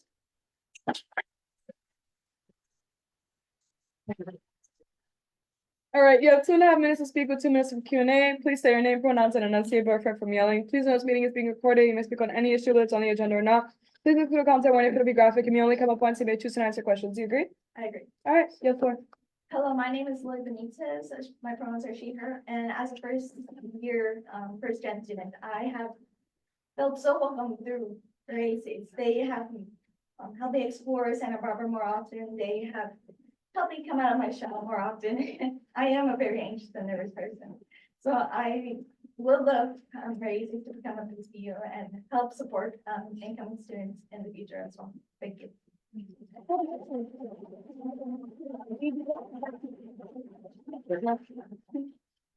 All right. Next on our list is Ivan Rivera.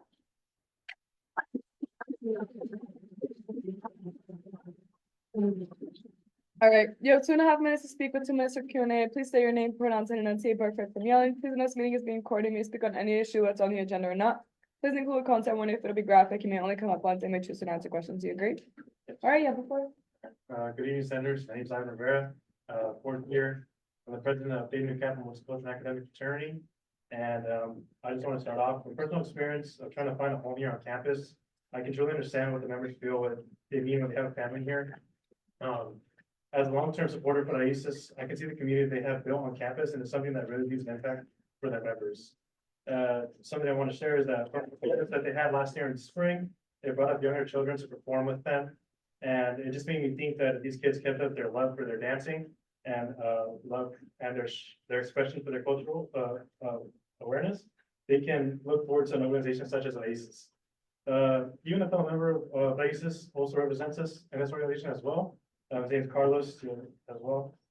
He's been a great addition to the organization, and I can see his passion when it comes to dancing as well. It's so important when you know that these members are being a part of something bigger than themselves while expressing their identity from their roots. I know with proper funding for this organization, they can continue to make a home for students that struggle to find their own community here at UCSB.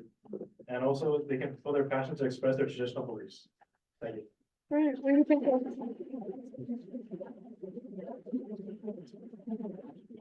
Don't be taking any questions. Okay.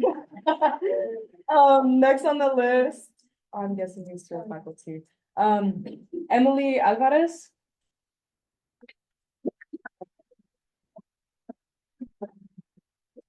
All right, you have 2.5 minutes to speak with 2 minutes to Q&A. Please say your name, pronouns, and enunciate or refrain from yelling. Please note this meeting is being recorded. You may speak on any issue, whether it's on the agenda or not. Please include a content warning if it'll be graphic, and you may only come up once and may just answer questions. Do you agree? All right, you have 2.5 minutes. Hello, everyone. My name is Emilia Levis-Bautista. I am the fourth year and social chair for Raíces en Mi Tierra.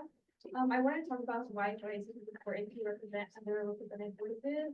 When I see other underrepresented minorities being able to express their culture, it makes me feel safe. Yes, we are in the board that takes our time to the student population and public, but this should not be a reflection of our impact it creates to other minorities. I feel like sorry, lost track. Being from a different culture or demographic should not value them for existing under other underrepresented groups to express their voices. When I see other cultures such as Native American dances or Indian dances, I feel seen, safe, and protected, although I am not part of their culture. And this is what I want Raíces to showcase and provide a safe space for other people of different cultures. And I just wanted to make a statement of like, we do not have to be Mexican to be part of our orgs. We welcome everyone with welcome hands. And yes, I will not be taking any questions.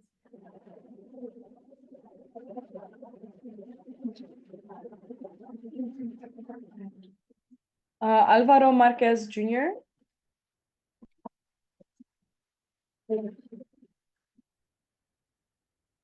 All right, you have 2.5 minutes to speak with 2 minutes for Q&A. Please say your name, pronouns, and enunciate or refrain from yelling. Please note this meeting is being recorded. You may speak on any issue, whether it's on the agenda or not. Please include a content warning if it'll be graphic and may only come up once you may choose to answer questions. Do you agree?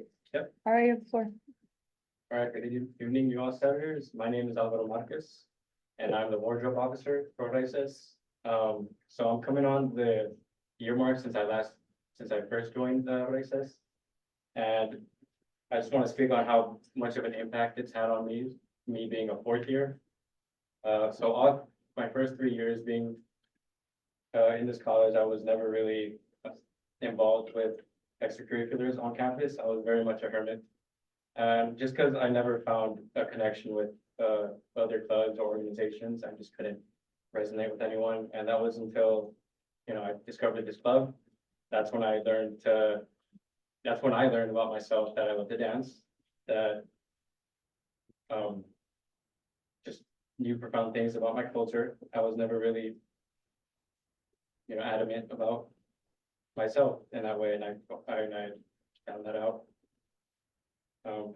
And this community of people here have given me the courage to express myself, to not feel any shame for the way I am, my culture, where I came from. And it deepened my connection with my parents, which is fantastic.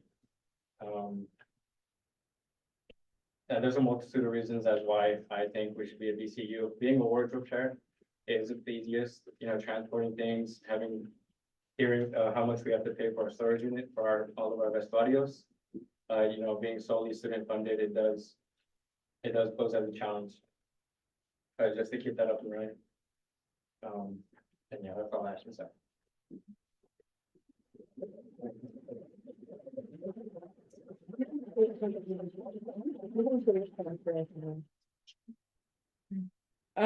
Next on our list is Ash Sanchez.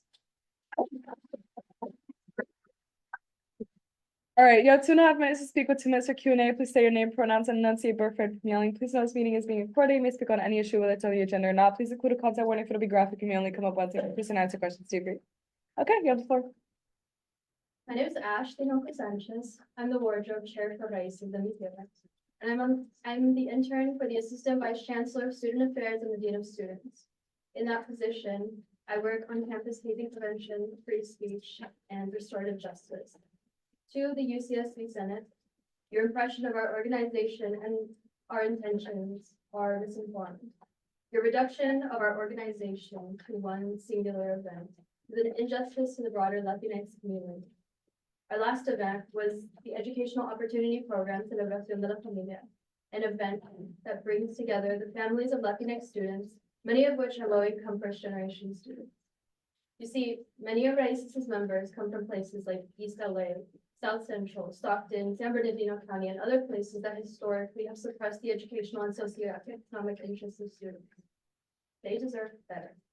To say that our organization does not advocate for the community is just criminal. The Dean, Joaquin Becerra, has expressed to me that what Raíces does is indeed advocacy at its supposed HSI. We have been around for decades, and the university has disregarded our impact, throwing us underground, just as they did in Central. This is more than just about funding. This is about advocating for the broader Latinx community at UCSB to not only be visible, but uniquely unforgettable. And yet, as our ancestral activists did, we persist. Did you know that folklorico in the United States is a form of resistance against colonial power? Look at me when I say this. And what your sentiments last week consisted of is exactly what the conquistadores of Santa Barbara would want you to do. They would be jumping for joy at the suppression of Latinx visibility and resources on this campus. Anthropologist Dr. Olga Nájera Ramirez, in her article, Social and Political Dimensions of Folklorico Dance, the Binational Dialect of Residual and Emergent Culture, she discusses how, quote, folklorico dance has tended to be viewed as insignificant because it is a reconstructed tradition that is often associated with commercialization of folklore for tourist consumption. The key point, however, is that it has been used and applied as folklore by various groups for different political ends and has played a pivotal role in the hegemonic struggle in two nations. Need I remind you that art is an advocacy. Art is a form of resistance to suppression. Activism and advocacy for the broader community goes far beyond protests, boycott, petitions, sit-ins, and so on. All right. You're at time. Sure. Point of order before the time is over is ridiculous. Do we have a motion to extend the time as Senator Beller? Motion to extend the speaker's time by 2 minutes. There's been a motion to extend speaker's time by 2 minutes. Senator Wang. Seconded by Senator Wang. We are now in discussion. Senator Lankarani. The question has been called. Do we have any objections? All right. You may continue for 2 more minutes. This is community advocacy at the core level, grassroots, if you will. This isn't about colonial imposed sentiment of viva la raza. If you believe that is the case, this is a racist and problematic sentiment to the world. This is not just about being some cute little dance word. This isn't about, believe it or not, getting some funding or being Mexican. It is wrong to reduce us down as we historically have always been. Don't be part of the problem. In your sentiments, you are exemplary of the colonial empire that the United States was founded on by your refusal to provide our community with adequate resources and a place in the AS community to bring forward the sentiments that do indeed support the Latinx student body. Show us that you care for the broader community. I will not continue.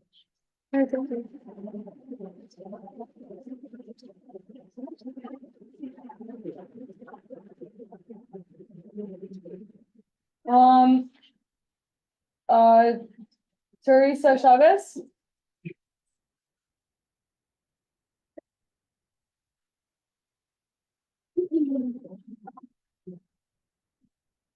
All right, you have 2.5 minutes to speak with 2 minutes for Q&A. Please say your name, pronouns, and enunciate, but refrain from yelling. Please know this meeting is being recorded. You may speak on any issue, whether it's on the agenda or not. Please include a content warning if it'll be graphic. You may only pick up once and may choose to not answer questions. Do you agree? Yes. All right, you have 2.5 minutes. Hello, everyone. I'm Teresa Chavez. I'm a second year. My pronouns are she, her. This is my first year with Raíces, but I've known about this since last year. And just this first quarter, as a Raíces member, I have seen the amount of love and dedication that every group member has for this group and this dance. I know the hard work that every member puts And I also know how much we would be able to do if we had the resources. If we hadn't have to spend every 2 weeks having to do fundraisers. That takes the whole day just to raise a few bucks that we need. Like, this is the money that we, like, with the money, with the time that we have, that we, with the time that we would have instead of having all of the fundraisers, we could be doing so much more for ourselves and for the community. This, that would really help, yeah. So, and then, thank you. Thank I you. will not be answering any questions.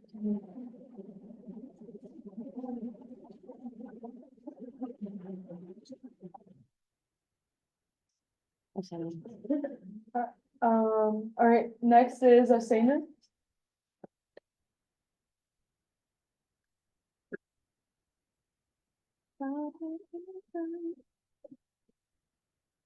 You have I'm sorry, Dina. You have 2.5 minutes to speak with 2 minutes for Q&A. Please say your name, pronounce, and enunciate perfect from yelling. Please know this meeting is being recorded. You may speak on any issue that's on the agenda. Now, please include a call to order if it be graphic. You may only come up once to meet and answer questions. Do you agree? All right, the floor is yours. I'm Anthony John, and I'm a third year he, him. And I originally was gonna talk about my plan for next quarter, but I'll just wait for next quarter for that. Now I'm going to talk about what happened in the public forum today. So I have to make this like right now. And my reaction to what the conflict with this bill is like astounding. As like a third party watcher and as your media coordinator, I'm like greatly like confused on like why this bill be declined. I think it's kind of ironic, actually. And I advocate for this organization because when I win this Senate, I feel like you guys are pick and choosy with what you want and what isn't like considered social justice or supporting students. And as your Senate media coordinator, excuse me, what your objectives truly are. As you say you want to build and connect students in all your objectives that you sent me. Yet I don't really see that, not like in general, in many of the meetings. And it's just like, I don't know, like maybe like, are you supporting the students? Also, funding. Like, I know you have it. That's all I have.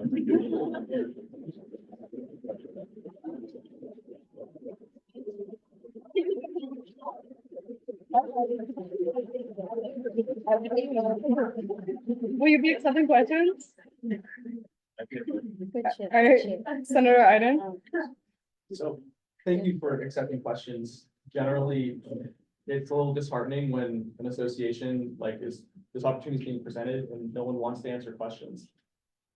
It's not nice, like when you're gonna vote on something and you're not really being able to like receive any reception from the group that wants to like become part of us. My question for you, and it's to everyone, is why compared, like there are so many culturally significant organizations on campus. Don't vote tonight. Someone from Elk Investor is here. Rocky Horror Picture Show. They all do a variety of things. Why do you think that this should be prioritized and this opportunity of a lifetime become a VCU? Granted to only one when this has not been extended to everyone. Not a part of them, first of all. And second of all, performance is like the most important thing of like being human. Like our whole identity literally is performing. But they're gonna dance, it's obviously for a reason, a cultural reason, or art, anything. Also, it seems to be supporting each other, so I don't see the difference in advocacy. Senator Wayne. So my question is just that, do you think that giving a very culturally relevant group a hard time when they're trying to become a VCO will incentivize other culturally relevant groups to try that? Well, first of all, I don't know, like, I don't get why I'm supposed to be answering these questions on topics that really don't concern me. All right, that's time, but you can finish your point. And like, if people want to become VCU, obviously they're gonna try and advocate for it. And obviously, they're coming here and advocating for it, so I don't understand it. All right, thank you.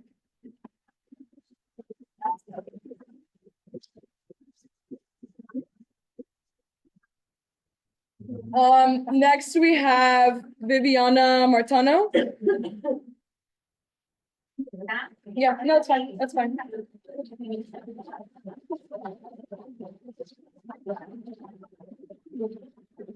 All right, you have 2.5.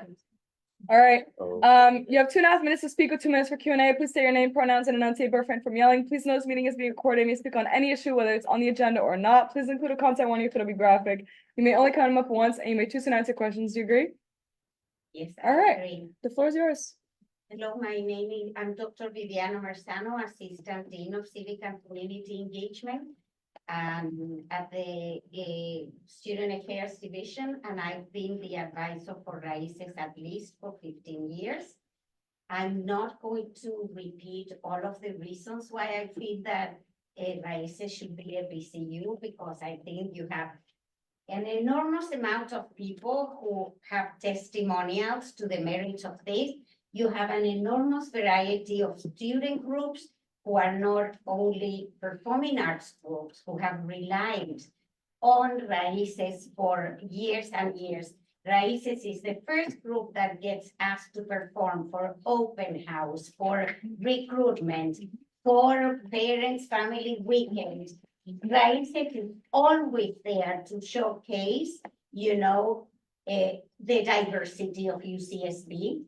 I also believe that this is a critical moment to consider Raices as a VCU. I'm not aware if there are any other Latinx VCUs, and I think that's a very good reason. And I also believe that given that we are an HSI institution and that we have the first director, the HSI director here, Dr. Veronica Hermant, it's also something important to consider. I feel that Raices is more than just a dancing group. And I have witnessed, I've been on campus for 39 years. Raices has existed for less than that. But I would like to address and tell you things that Raices has done when they had the funding. A lot of people have talked about Raices teaching high schools and stuff like that. I can tell you, I have been a witness of that. Raices has had 2 groups, Semillitas, 3-year-olds, 4-year-olds, learning their culture, their dances, high school students who you could tell were very probably shy and they came and flourished, being in Raices. Raices paid for the community center in Goleta to teach these students. They paid for their uniforms, their costumes. They actually are doing recruitment. They are doing outreach for low income, first gen. Sure. We are at time. Senator Wang, Motion to extend the speaker's time by 2 minutes. there's been a motion to extend the speaker's time by 2 minutes. Senator Al-Khatib, Second. seconded by Senator Al-Khatib. We're now in discussion. Senator Al-Karani. Call the question. The question has been called. Do we have any objections? Consent. Seeing none, motion passes. You have 2 more minutes. Okay, thank you. So, I also want to mention that I'm the manager of the Student Initiated Outreach Program, which AS funds. And these are RCOs, registered campus organizations, that do enormous work doing outreach to low-income first-generation students, high school students who are not for sure bound to go to college. And a lot of these groups do outreach. I see Raices group also as outreach, because I was saying about these high schoolers, these little kids, they come to college, they come to the campus, they want to be like their teachers, their dance teachers, they see themselves in there. And let alone the parents of those students.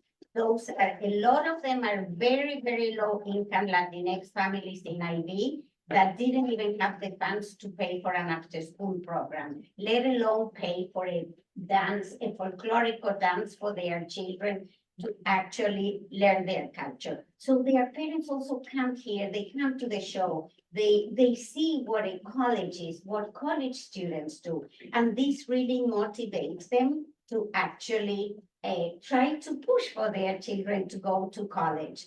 And again, everybody has already talked about retention of the Latinx, even the mental health of some of our students that joined Raíces and felt that it had a very, very good effect on them. And the last thing I want to say, alumni from Raíces keep coming back. They keep donating money to the university. So I just want to say, please consider making Raíces a visitor.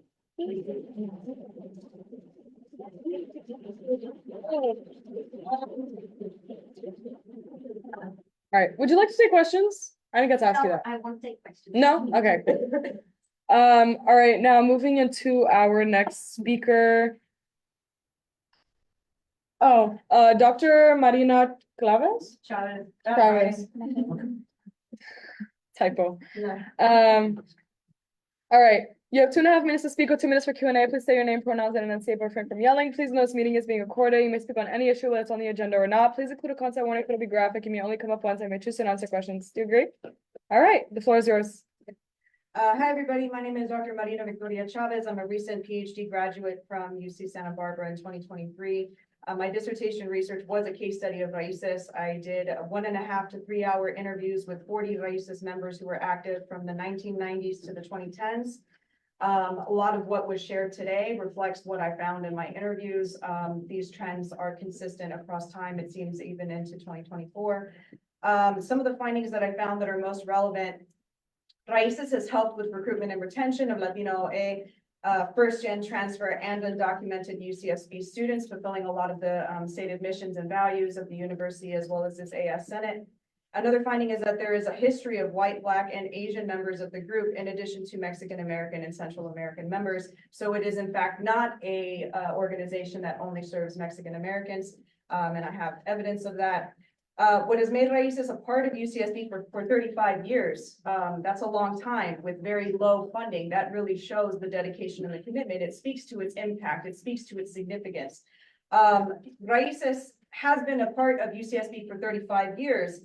It has a strong ability to foster community bonds within the organization members itself, as well as with other organizations, as you've seen. And this ability is why Raíces survived COVID and all the ups and downs that happen in all organizations. It's why Raíces alumni are so invested in remaining involved with current members across the years. It's why I came as an alum from Raíces today, without question. What do you need? I'm there. I'm texting with Raíces alumni right now from the early 2010s, and they are very proud of you all. I want you to know that. In fact, UCSB has, I want to also mention that UCSB has used photo images of Raíces dancers performing on campus for UCSB web pages in the past, and many of these events that are representing UCSB for EOP, for Bienvenida, for so many different offices on campus, as well as different student organizations. And this institution's use of Raíces in the web pages and its frequent requests for performances at these major campus events is a clear testament that UCSB as an administration recognizes that Raíces represents UCSB in both the community and online as a whole. This is an organization that has contributed to the broader UCSB community and local community for 35 years.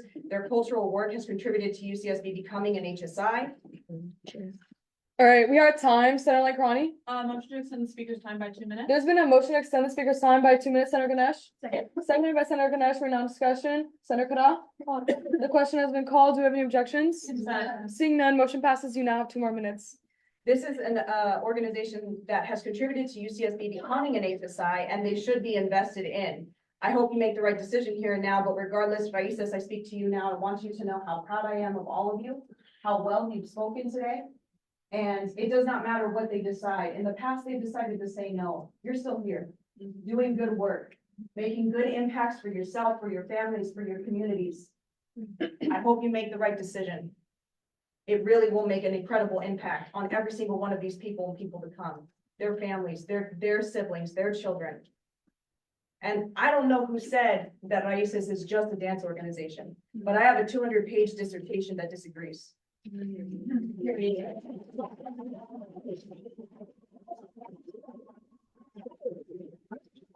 You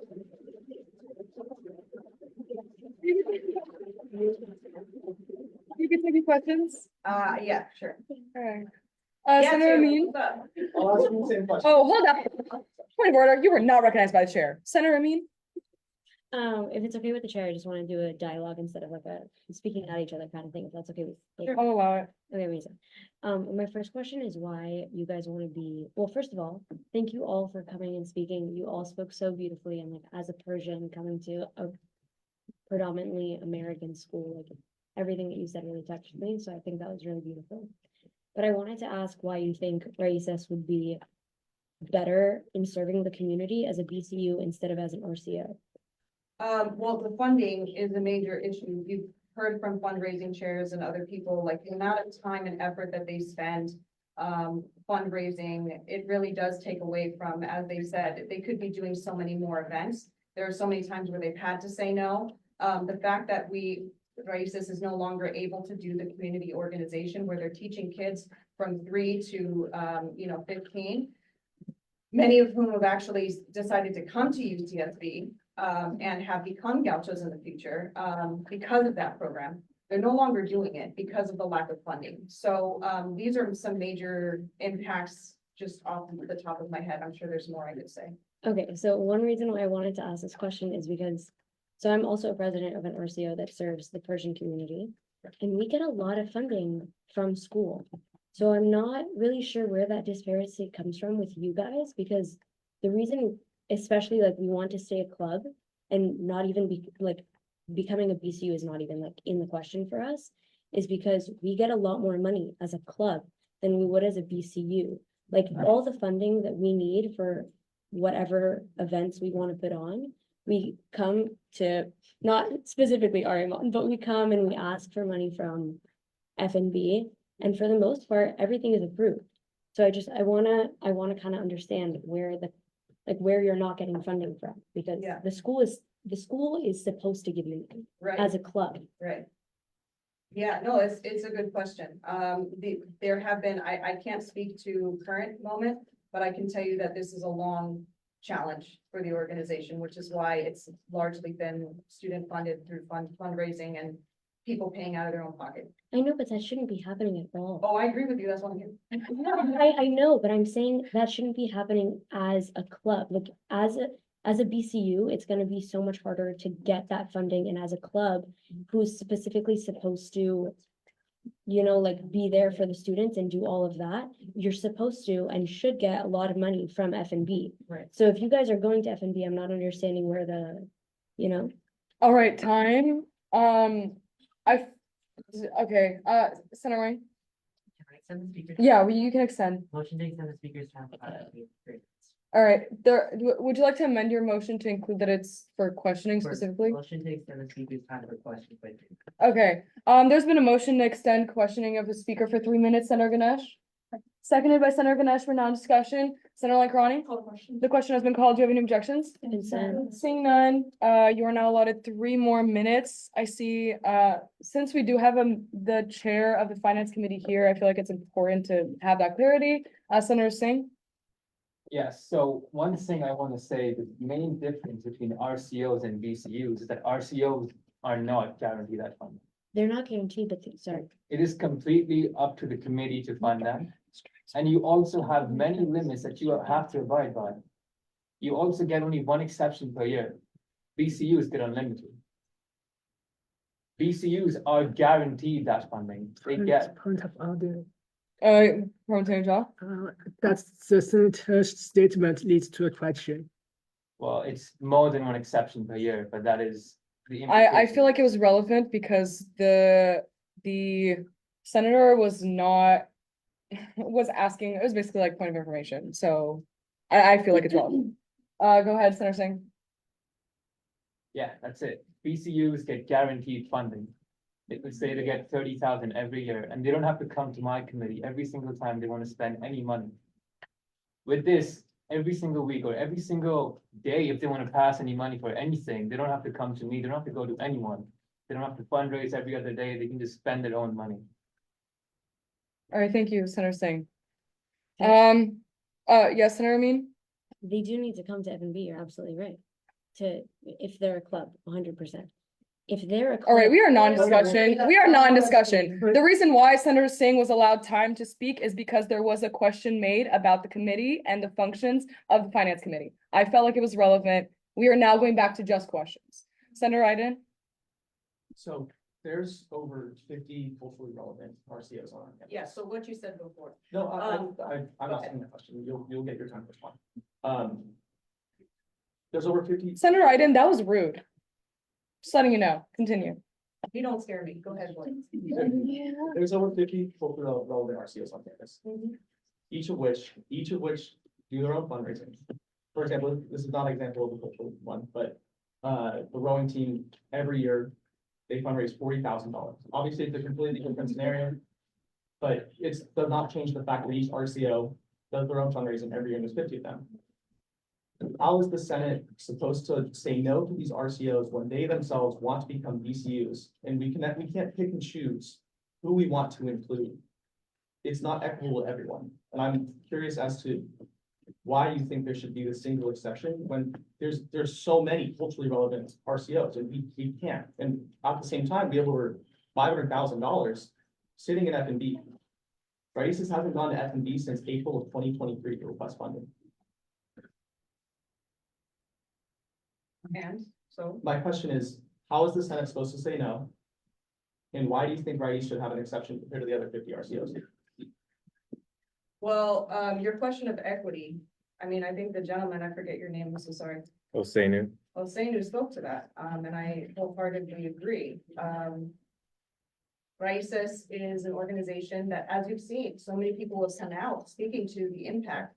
We're not asking for special treatment, we're asking for our organization's impact to be recognized and to be treated fairly. Now, what you vote personally, and I think I can guess what your vote will be. What you vote is up to you. You can vote no if you want. Fine, but that doesn't change any of the testimony that you've seen. So I don't know why you seem to have a problem with RAICES, why you seem to have a problem with funding cultural organizations. Point of order, that's. How do you have a point of order on the speaker?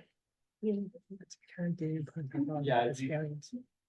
Okay, it's speculation or speculation on intent. That's just not allowed in the Senate.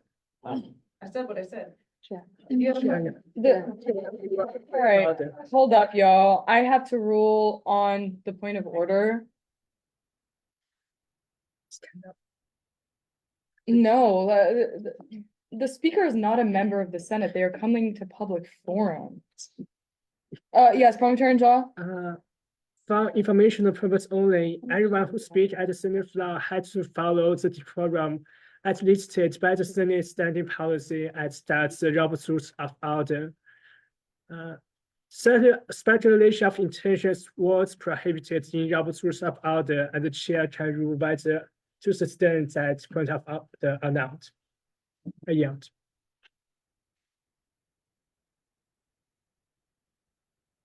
I'm gonna deny it because these standing rules were not made available to the audience or the speaker. But now for your future reference, please know that that is one of our policies and avoid that. Okay. Well, time is up. Thank you so much.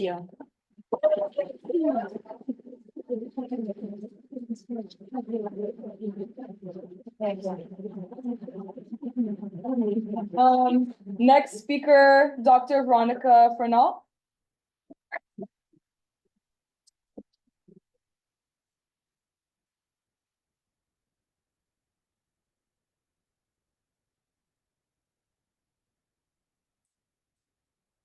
All right, sorry.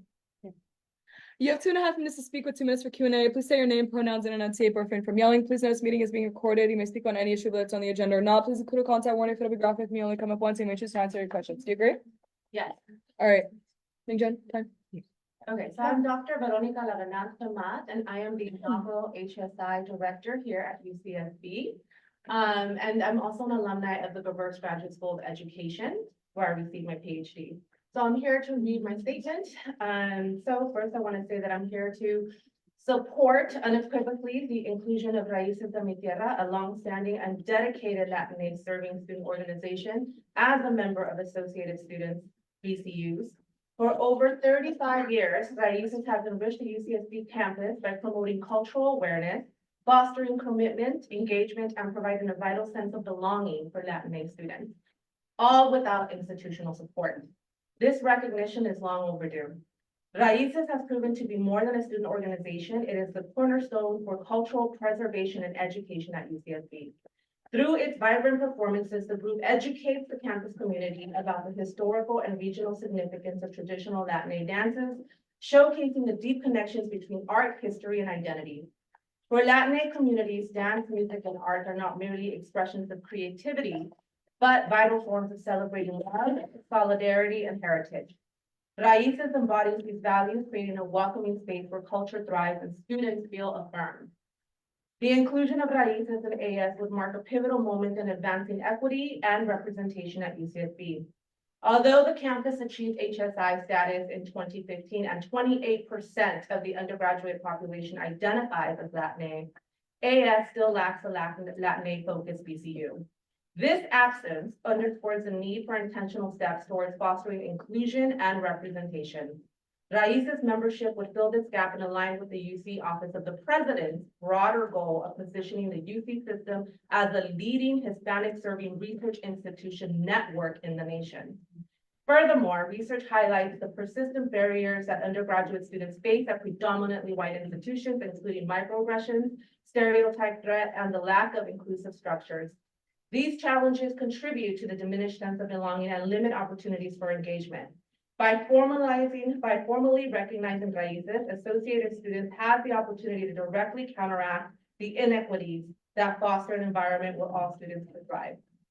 As the director of the Hispanic Serving Institution Initiatives at UCSB, and with extensive experience in support. All right, we are at time. Senator Wang, Motion to extend the speaking time by 2 minutes. there's been a motion to extend the speaker's time by 2 minutes, Senator Ganesh, seconded by Senator Ganesh. We're now in discussion, Senator Lankarani. Call the question. The question has been called. Do we have any objections? Consent. Seeing none, the motion passes. We are now extending your time by 2 minutes. You can go ahead. As the director of Hispanic Serving Institution Initiatives at UCSB, and with extensive experience in supporting underrepresented students as the former McNair Scholars Program Director, I urge the committee to act decisively in practicing inclusion and equity.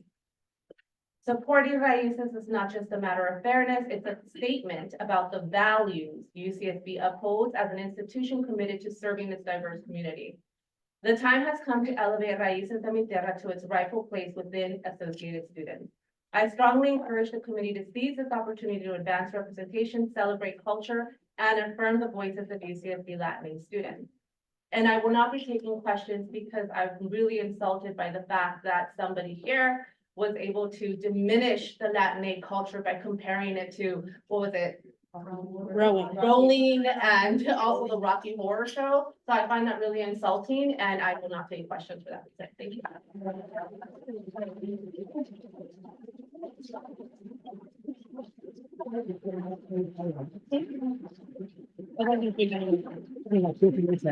Yeah. I think we should go into new business first. Just No, no, Jake. We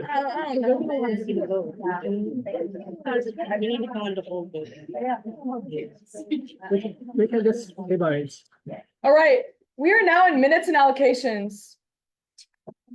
Does anyone, I recommend that we make a motion to bundle and approve all minutes and allocations. Yes, Senator Gerson? Motion to bundle and approve all minutes and allocations. All right, there's been a motion to bundle and approve all appointments. You have a second, Senator Waidula? Seconded by Senator Waidula. We are now in discussion. Senator Lankarani? Call the question. The question has been called. Do we have any objections? Consent. Seeing none, motion passes to approve, bundle and approve all minutes and allocations. Do we have any executive officers that would like to give a report?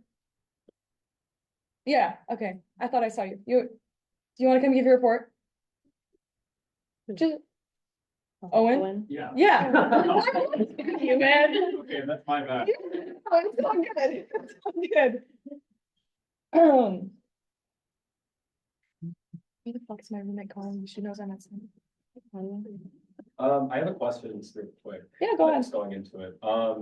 So I do have like a HIP proposal. Is that like part of my report itself, or is that like a separate agenda item? We can make that a separate agenda item if you would like to submit like a whole thing for. Yeah, because there is a thing to submit. Okay, you wanted to give like a whole presentation? Yeah, Okay, if you could submit the slides and then we can maybe add that into the agenda for later on. Can you email that to me? yeah, I can just give you the.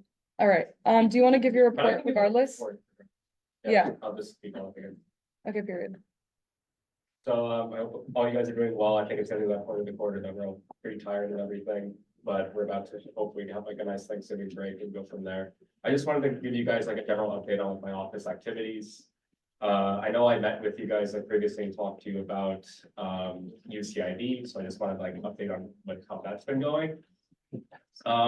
We were able to get a Narcan distributor from IDCSD on that, so we were able to get Narcan regularly from them and distribute over 100 units over the course of the Halloween weekend period. The town hall went well. We were able to basically get all our panelists set up for that, and there will be a Deltopia town hall that's going off at that town hall as well. Recently, also last week, we had our screen-a-thon, which is going to be a regular occurrence throughout the next, like, basically, it's gonna happen similar times because it happens monthly throughout the quarters. 30 people were able to be tested, and so I think it was a very highly successful event, and it was at a new location, so I'm very happy to continue those as they and see how they progress over time. Also, a big event that I wanted to announce was the Parnell Center grand reopening. I believe the vending machine will be coming in, as in the basic needs vending machine. And I think it's been mentioned before, it will be coming in on December 10th, is what I was last told. And so the grand reopening itself of the center, although it is open currently, will be January 15th. And then that will just like have like all of the debacle of events and things, but I digress. But there will be a band and also vendors, so I look forward to having that for the community. As mentioned before, I will be working with STESA on a sexual assault prevention or risk reduction town hall, along with the president, of course, and we will be working on that. Other than that, let me just think. Mention UCID. I think, yeah, I can just make it like and cut it off here. Those are just like basically like the major events. Just I'm currently working on communicating with the district attorney's office about the restorative justice suspension. You guys posted on that. And then hopefully I can just give you guys this project proposal later. But thank you. All right, thank Unless you guys have you. any questions. Do you have any questions? Yes, Senator Benderson? I've been meaning to ask this for a while, sorry, I'm asking now, but when you came here, I think it was like week 2 or week 3 or something, you gave us the when they shut down IB for Halloween weekend, you said it was the 26th to the 4th, and then they changed it back to the 25th, but then the email only went out like 3 days before. Yeah, I just want, how do you explain, I know it's not your fault, but how is that discrepancy there? And like for Deltopia, is there going to be more notice than just 3 days? Or, you know? So yeah, I'd like to apologize for that. It was mainly just a change of date that kept happening. Initially, when I met with Book Patrol and initially I met with UCPD and they said that it would be the 26th, then it was changed to the 25th, and then it was kept at the 25th for a while. And it wasn't until it was changed again at the community IB Safe meeting, apologies, that it was changed back to the 26th. So I would just like, on starting like UCPD was telling me one date and IBFP was telling me another date. So it was confusing as to what date was actually the ordinance. Yeah. Senator Me? Yeah, okay, so last time you came, we talked about restorative justice and what that was gonna look like on Deltopia. I know you're saying there's a town hall, so obviously like students can come to that. But I really don't think that people are gonna listen to students at town hall when they're saying they don't want restorative justice, because obviously. So, I mean, I asked this question before, but what can we do to make sure that you know, like, what can we do? No, of course. So I am going to be working on a letter to send to the DA's office because that's like one avenue I'd like. I'm also going to meet with the Vice Chancellor Margaret and then Katya to discuss like that. I think like the best thing is to just like, it's kind of like a multi-pronged approach where you come at like that, for example, like the DA's office and then also like the school, and then also you guys, I know you mentioned before a survey, right? I mean, like, postulated that a survey would be a good thing. Is there an update like on the survey? You did say that. I honestly, that totally left my mind. I will add that to my notes right now. If not, it's okay, because my office is currently working on the survey, I can do that with them if they're doing, If you'd like tabling to on partner. campus. survey. Do you want it? All right, sorry, that is an outreach committee thing. Are you currently on outreach committee? Yeah. Mm. Yeah. No. No? Yeah, Oh, liaison, sorry. yeah, I was gonna say that is, that is a task designated to our, outreach committee. I Okay, feel like if it's for the students. that's why outreach committee exists. Yeah, I'm offering. all right. Are there any further questions? All right. Thank you. No, thank you. Yeah. Yeah, I need to put really bad. Senator Butler, Motion to enter a 15-minute recess. at there's been a 8:52 motion to p.m. end a 15-minute recess at 8:53 PM. Do we have a second, Senator Wang? Seconded, we're now discussion, Senator Nash. The question has been called. Do we have any objections? Seeing none, we are going into a 15-minute recess. Be back by 9:08. Sorry, I'm bad at math.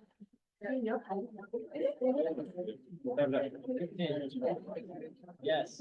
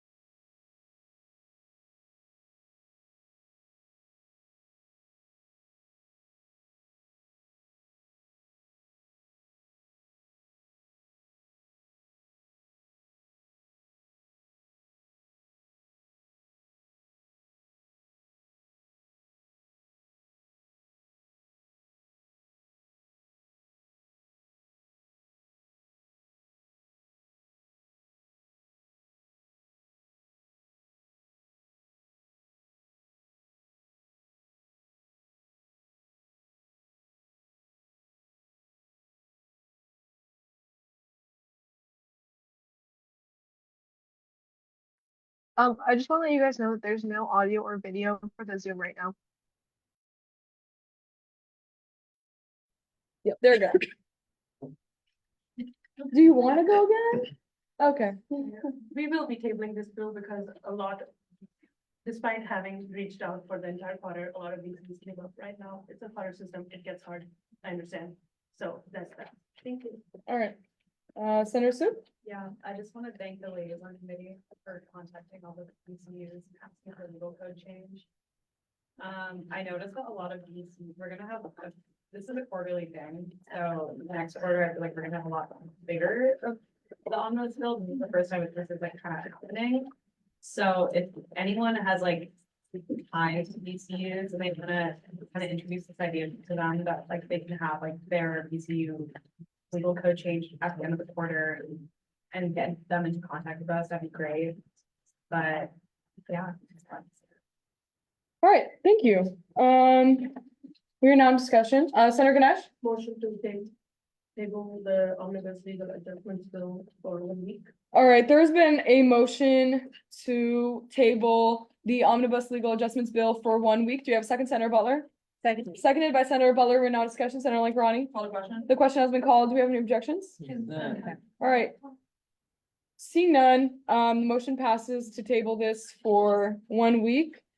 We are now moving out of new business into old business. The first being a bill to create AS Raíces de Mi Tierra, co-authored by Senator Butler and Martinez. Chairman, I approach the Yeah, podium? yeah. Yes, Senator Butler. Can I approach the Yeah, podium? yeah, go ahead. Thank you.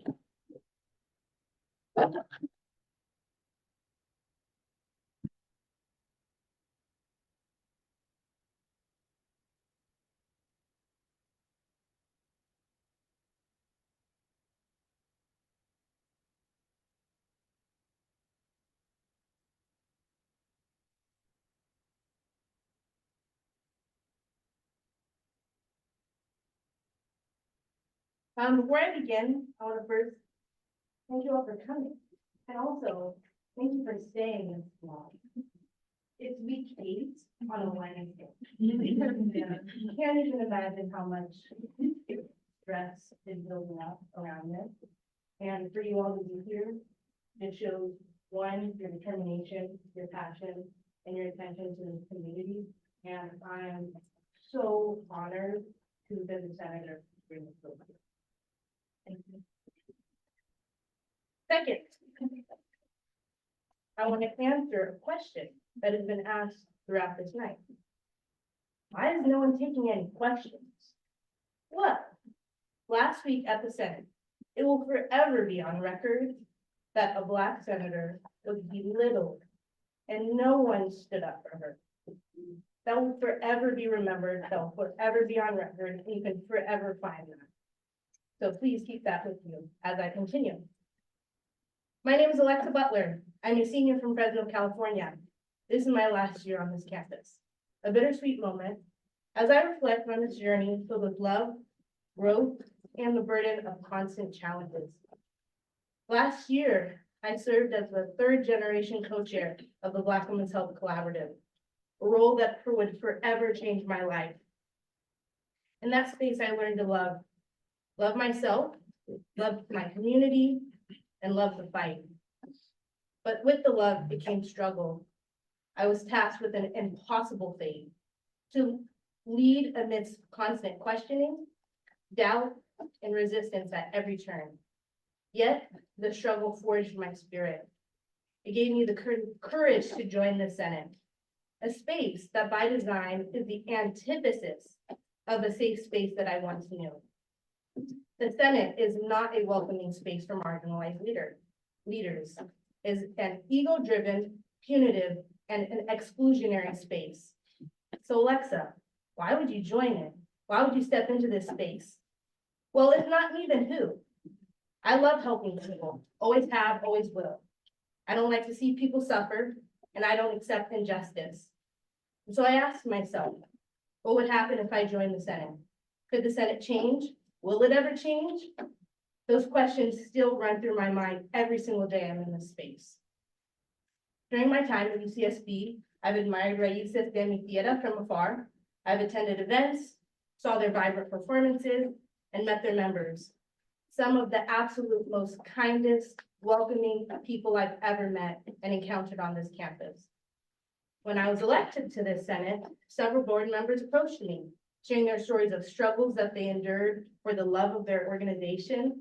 They paid out-of-pocket money for essential resources. They practiced in the cold during late nights, simply because there's no accessible space for them.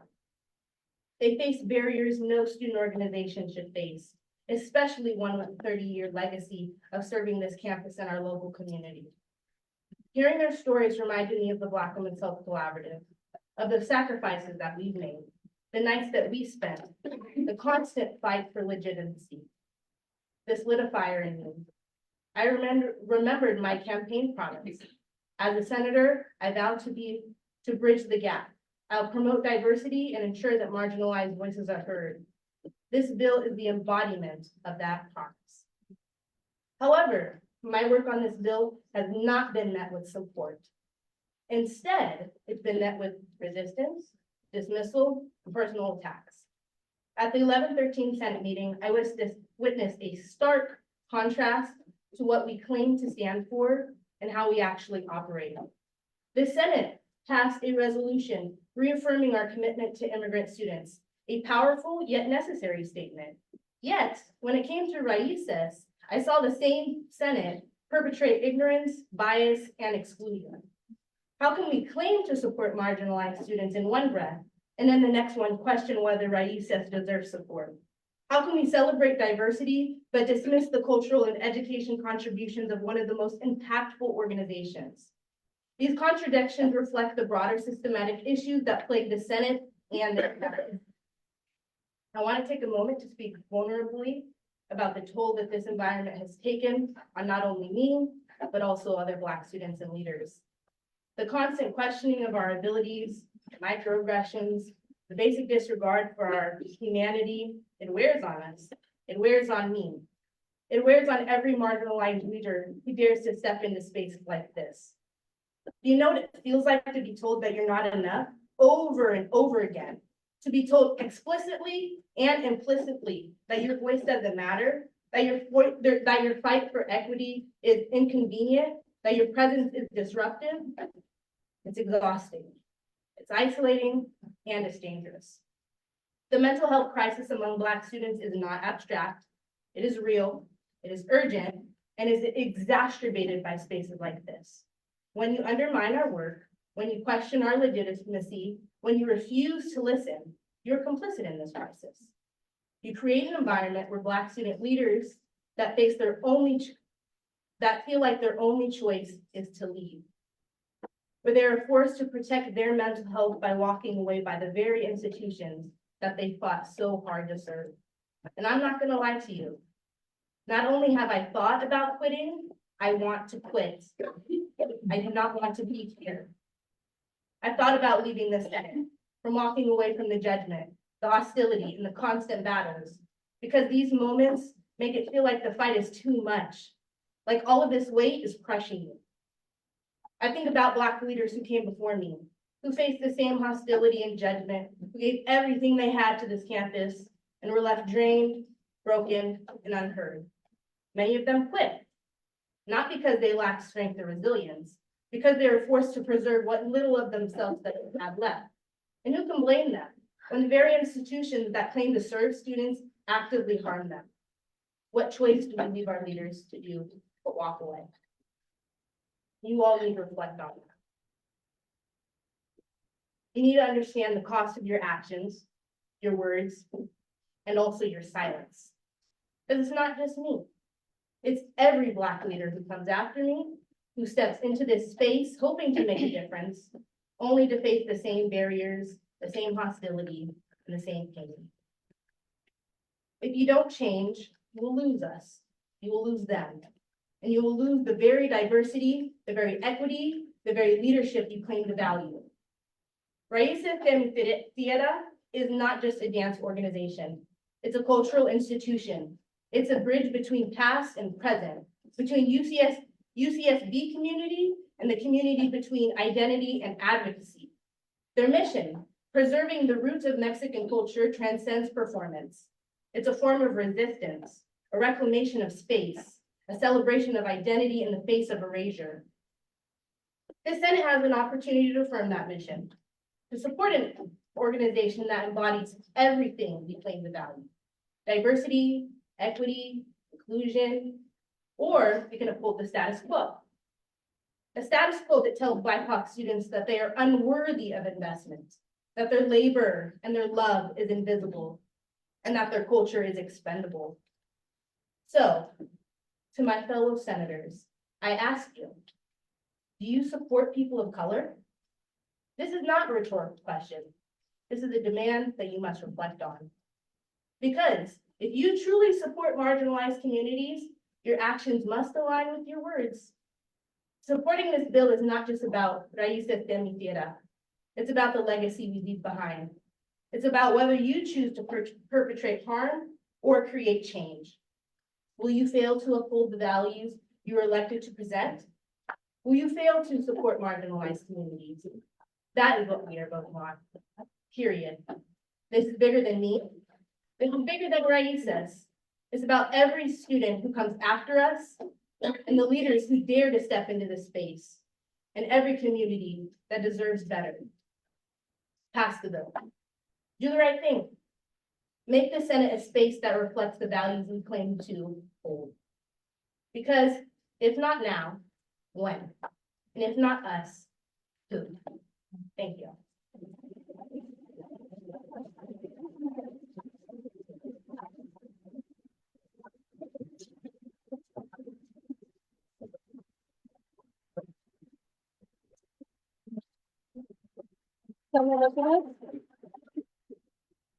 Hi everyone, my name is Alejandra Martinez and I am a first generation student from Los Angeles.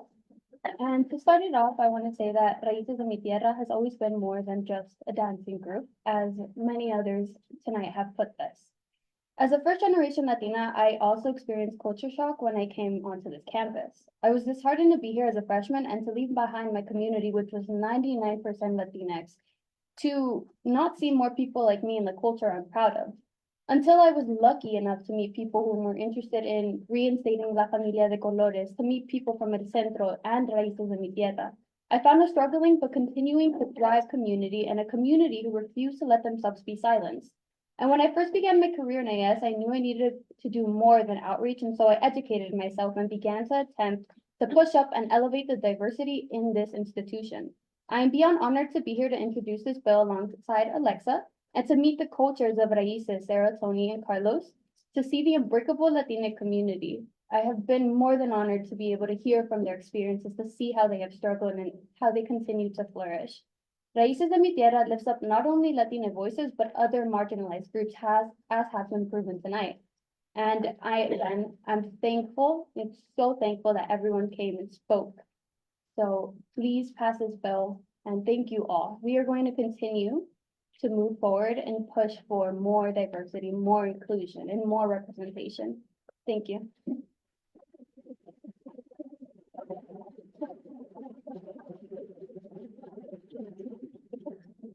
I would like to invite the student sponsors to the podium.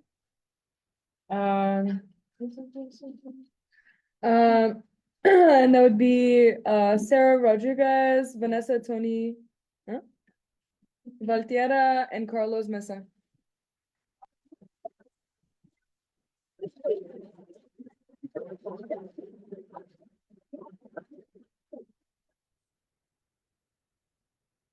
First, I would just like to say good evening, everyone. I'm really proud of you guys all. I know how hard you guys worked for this. I know how dedicated you guys are, and I'm so happy all you other works came out to support us. It means everything to us. It genuinely means everything to us, so thank you so much. And I just want to say, I think that is a testament to the community that stands behind us today. So again, my name is Vanessa Tony Valtierra. I'm a third-year undergraduate with a major in history of public policy and law, and I'm one of this year's co-chairs for Raíces de mi Tierra. I've been part of this organization for 3 years now, starting my first year, In this organization, I found community, friends, and acceptance on this campus when I could find it nowhere else. During my time here, I was lucky enough to watch and help Raíces expand and grow not just within itself, but in its outreach to the community. As a previous social chair, I know that our work advocates for spaces for the whole of the community through collaborated events we host and participate in throughout the academic year. And I want to emphasize how our group, although performance-based, focuses on creating community and advocating for the idea of cultural education and preservation on this campus. Because Folklórico is not just a dance, but it is a representation of that diversity which survived the colonial world. UCSB is a place made up of a multitude of smaller communities, each with its own diverse background that enriches and benefits the campus community as a whole. In saying that we do not advocate for the overall community implies a separation between us and UCSB, although our org is 100% made up of UCSB students. I want to share with you all that we as Raíces are often called upon to represent UCSB's community through our performance to demonstrate diversity and inclusion on this campus. However, despite us being called upon to showcase the inclusivity, when it comes to being a part of the collective campus, we are excluded. Pulling from UCSB's current demographics, 23.6% of our current enrolled student population is Hispanic or Latino. We are the second most common race ethnicity here on campus, and yet we find ourselves diminished practicing in the parking lots of an institution that pretends to serve us. UCSB is again recognized as a Hispanic serving institution, an institution that for 35 years, Raíces con Mi Tierra has grown as an unrecognized pillar. Most of you all here are sponsored by the various communities here on campus, and we ask for just to feel as supported as your own sponsors. Ultimately, it would be a disservice to talent, interest, and motivation of the community on campus for Raíces to be denied the opportunity to become a PCU, and a disservice to the AS and Raíces team, which could be created from this bill. Again, we aren't here just for funds. What we're here for is to become a beacon for all students on campus to engage and learn about a culture that encompasses the internal and external community here at UCSB. That's from me.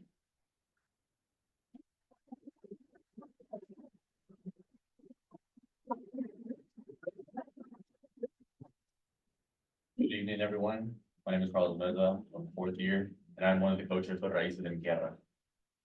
I stand before you today to advocate for Raíces de Mi Tierra to become a BCU under AS. As an HSI, UCSB has a responsibility to support and represent its diverse student body. However, there are currently no Latina-specific BCUs on campus, leaving a critical gap in resources and support for the significant Latinx population at UCSB.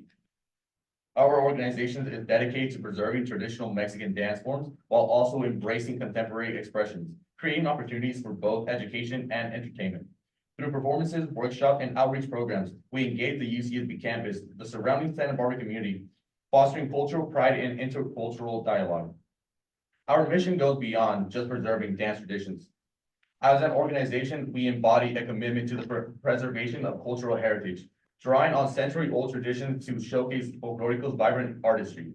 We view dance as a revolutionary act, a medium through which marginalized communities can assert their presence, resist systemic erasure, and celebrate resilience. Raíces de Mi Tierra has been a safe space for Latina students at UCSB for over 35 years, fostering a sense of belonging through the promotion of Mexican dancing culture. By dismissing our organization's significance, we undermine the importance of safe spaces for marginalized students who rely on such spaces for communities and support. By recognizing Raíces de Mi Tierra as a BCU, UCSB would not only support the preservation and cultural heritage, but also provide a platform for Latina students to engage with their history and identity. Our organization has always been more than just a dance group. We are a vehicle for advocacy, using the art of movement to assert the presence and resilience of marginalized communities.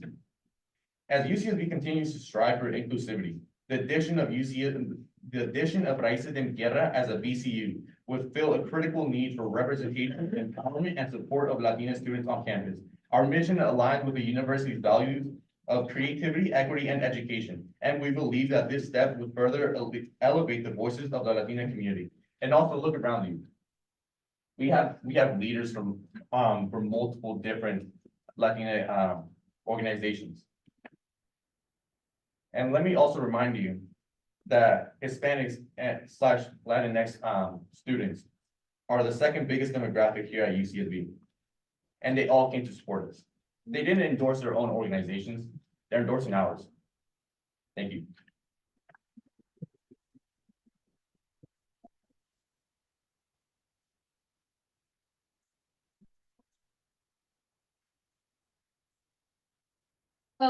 Just really briefly before my co-chair Sarah speaks, I also wanted to mention about the questions that most of our members didn't want to answer. That was mostly because if you looked at their body language, if you looked at their faces, if you heard their voices today, you would understand how anxious and scared that they were to speak to you guys today. Look at them. Look at them when they're talking. They were anxious, and that's just a testament to the environment that you guys created. They're fearful of you guys. They're scared. They think that this community as as you guys in the Senate are directly against them. That's why they refuse to answer questions. So yeah, that's just, for your question, that's what it was. Hello, everyone. My name is Sarah Rodriguez. I am standing forth not just today as a student sponsor, but as a member of Raíces Mexicana, an officer of Raíces Mexicana, first generation student, and a proud Mexicana y Chicana. So the importance of Raíces goes way beyond dance. I personally have been doing folklorico for the past 14 years of my life. I have seen how not just dance groups, but groups in general has systematically impacted students' lives, especially when it comes to gang prevention. I come from a small community of Los Angeles, and a lot of times these students, they don't have the support that they have at home. So they turn to drugs, they turn to gangs to find a sense of community. And by implementing programs like this, it helps them steer towards the right path. I have seen how expressing your culture has helped people open up, as the sentiments of some of my officers and members have stated today. There was a comment made about why do we not come for funding? Well, I'll answer that as a prior fundraising chair. A lot of times when we have come up to propose a bill, it gets denied because, oh, you guys don't really need new vestuarios. It's still good. A lot of the costumes in our storage unit are as old as our org is, 35 years old. They're tearing apart. Again, coming from experience, one costume by itself can cost upwards of $300. So of course, it's a big chunk of money we're asking to just cover for maybe 10 costumes. You can do the math. That's a lot. So oftentimes we just get discouraged and we don't want to come back up to you guys to ask for that money.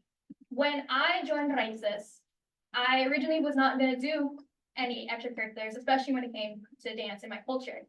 I told myself, I'm going to quit folklorico. I did it for a long time. I don't really see the need for the community.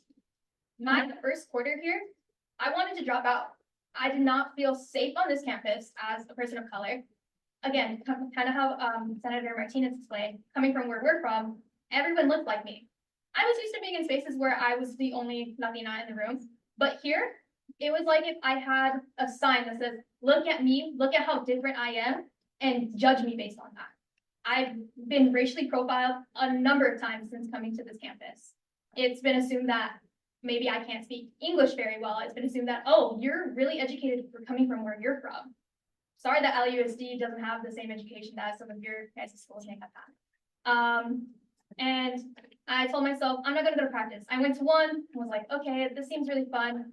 Didn't go back. But it wasn't until I felt like I had no space on campus, I decided to return back. And it's been the greatest decision I've ever made. Additionally, we do a lot of community and advocacy. It's not always posted on social media because everything that we do, I've come from also working in nonprofits and community work. I've been volunteering since the age of 6 back in my hometown of Wilmington. I'm not posting about the fact that I go home almost every weekend to help participate in programs and help feed my old high school's football team, help mentor students, help tutor students. Every day I'm getting asked during college app season to review things. I take the time out of my own day. I am a full-time student. I work. I hold a position in this org that demands a lot of time, yet I still make time for community members. Same with my org. A lot of times they come up to me expressing concerns about financial concerns, about, hey, I don't really know how to pass this class and I'm scared. I help redirect into that. That's why we have an academic chair. They help bring these resources that have been hidden, because when I wasn't in an org, I didn't know about a lot of these resources. I didn't know that there was grants I can apply to if I'm in financial need.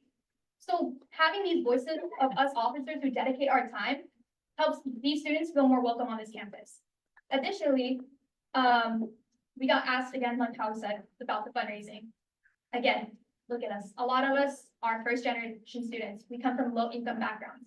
I have members coming up to me saying that, hey, I know I'm down a fundraising point, but I have no money to spend for a $2 phone chat. What can I do?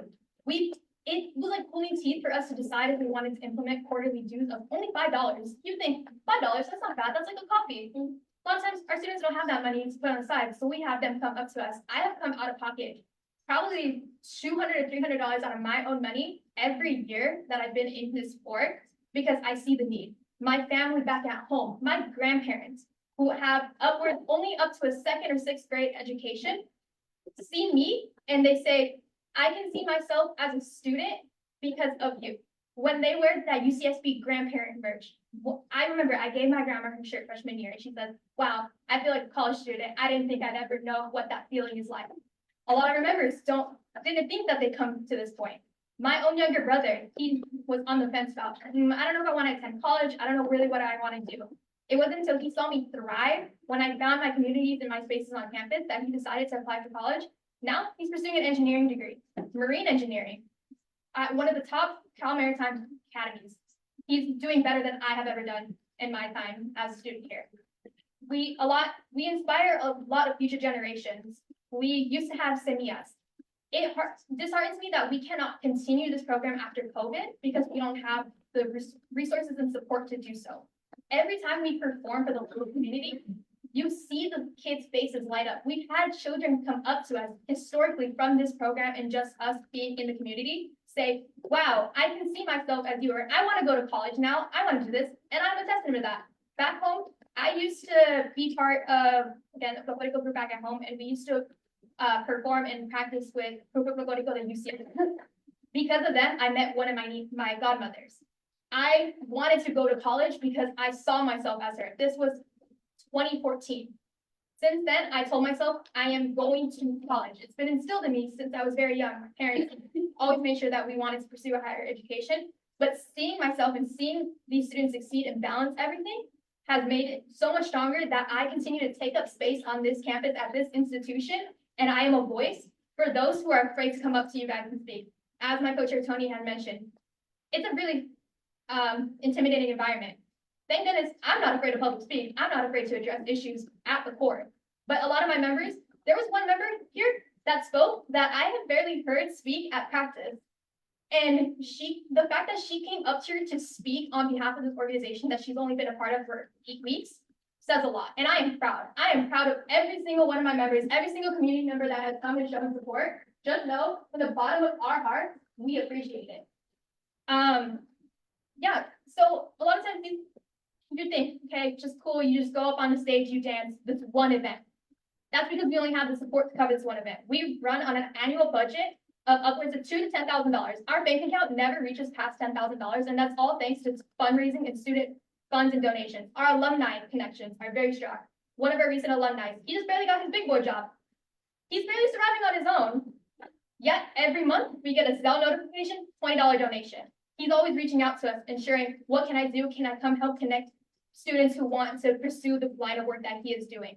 As Dr. Marina Chavez said, again, the alumni support is strong. They continue to come back. We get emails every single day. We get DMs every single day of old students who used to be part of CMES begging to come back. But unfortunately, we have to turn them down because we don't have that support. This is not about money. This is about creating a safe space on campus and a community that people of not just Latina and Hispanic descent, but of all identities come. Historically, in our mission statement, it states you don't even have to be of a Mexican background to join. Folklórico is just specific to Mexico, but there's other different styles of dance that we touch upon, and we collaborate with other cultural dance groups that, again, they're practicing the bottom of the parking lot. Never in my life did I think that whenever my family or just community members come up to me and say like, oh, I'm so proud of you, like, you're doing so much work, and talk about practice, I have to be like, yeah, you know, we practice in the bottom of the parking lot. I can't use my shoes no more. Most of our members are using the shoes that they have to pay, unfortunately, out of pocket, or we find the funds for. The first day ever at the showcase. Practicing with these shoes is not easy. They're at a heel, even for the boot rolls, the men rolls, and they have nails at the bottom. They're not used to that type of movement with those shoes because we're practicing in our tennis shoes. I have not gone through shoes so quickly as until I came here because I come straight from class. I'm wearing exactly probably what I'm wearing, some sweats and my tennis shoes that I'm using every single day. That runs up money. A lot of our members, they historically come from low income areas. The comment about the rowing team.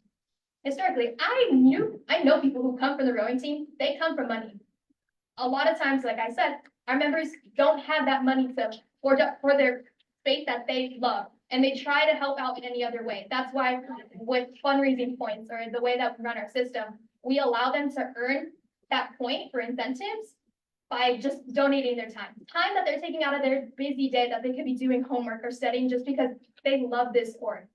I have taken a lot of time out of my day because of this sport. I am passionate about community justice, uplifting community voices, marginalized communities, and that is why I'm standing here today asking you guys to vote yes on this bill and why it is so important for us to get here. And just to add, I don't know if a lot of you guys have read it because some of the comments that you're making is answered in plain text.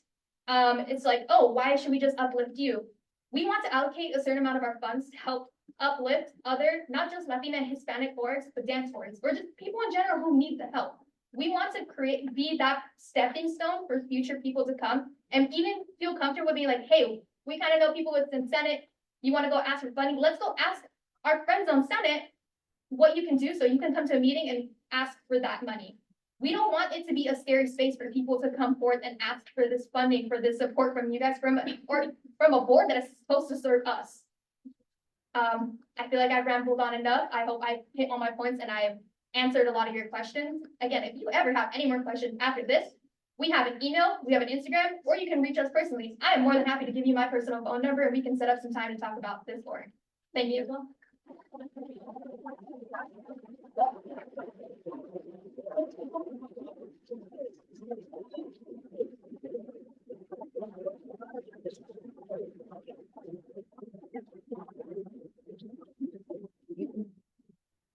Does anybody have Advil? I do. Bro, my head is burning. No, it's all good. Yeah, no, I've been drinking water. It's like more of a. Oh, sorry. I can't take aspirin. Are they different? Yeah. Do you have acetaminophen? I have whatever I go in.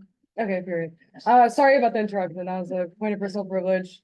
Senator Lancarani. So may I speak? Oh, Or so. Yeah, I guess we can now be in discussion. Since the bill has been introduced, Senator Lancarani, and before.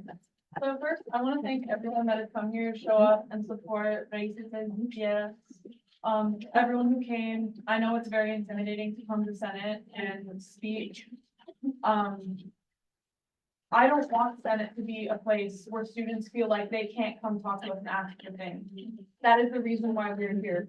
A lot of us made an effort and pledged to make sure that this year's Senate was different than past Senates. That like it could be an open space for communication, for just getting things done.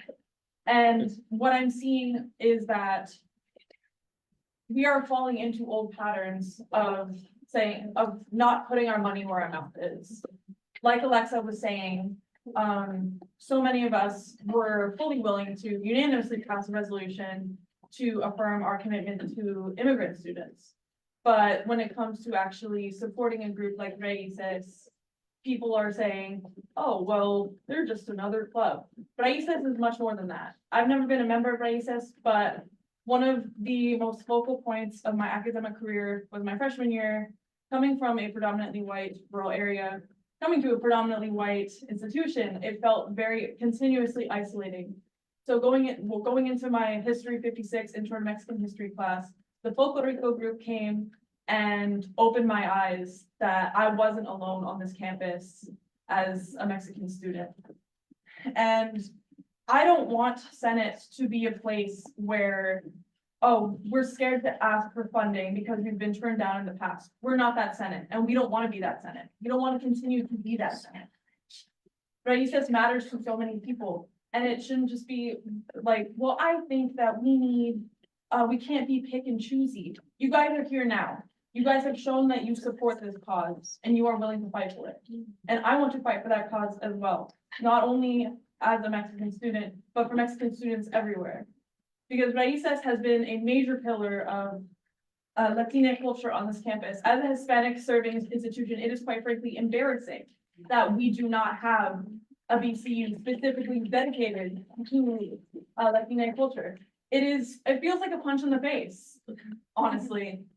Because like, yes, even though UCSB is still a predominantly white institution, they put so much effort and so much emphasis that we are a Hispanic serving institution, but they refuse to serve its Hispanic students. We can't be like past Senate. We need to pass this bill. We need to serve our Hispanic students where they are right now. Because if we don't, who will? Just like Alexa was saying. I yield. I agree.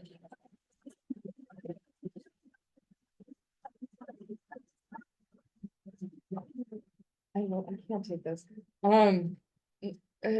Just again, asking to the crowd, does anyone have acetaminophen? Tylenol. Say Tylenol. Tylenol. Tylenol.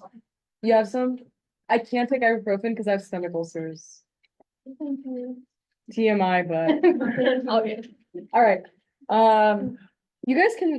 y'all can sit down, because we're currently in discussion about the bill. I don't want to make you stand up for the whole thing. Senator Waidula?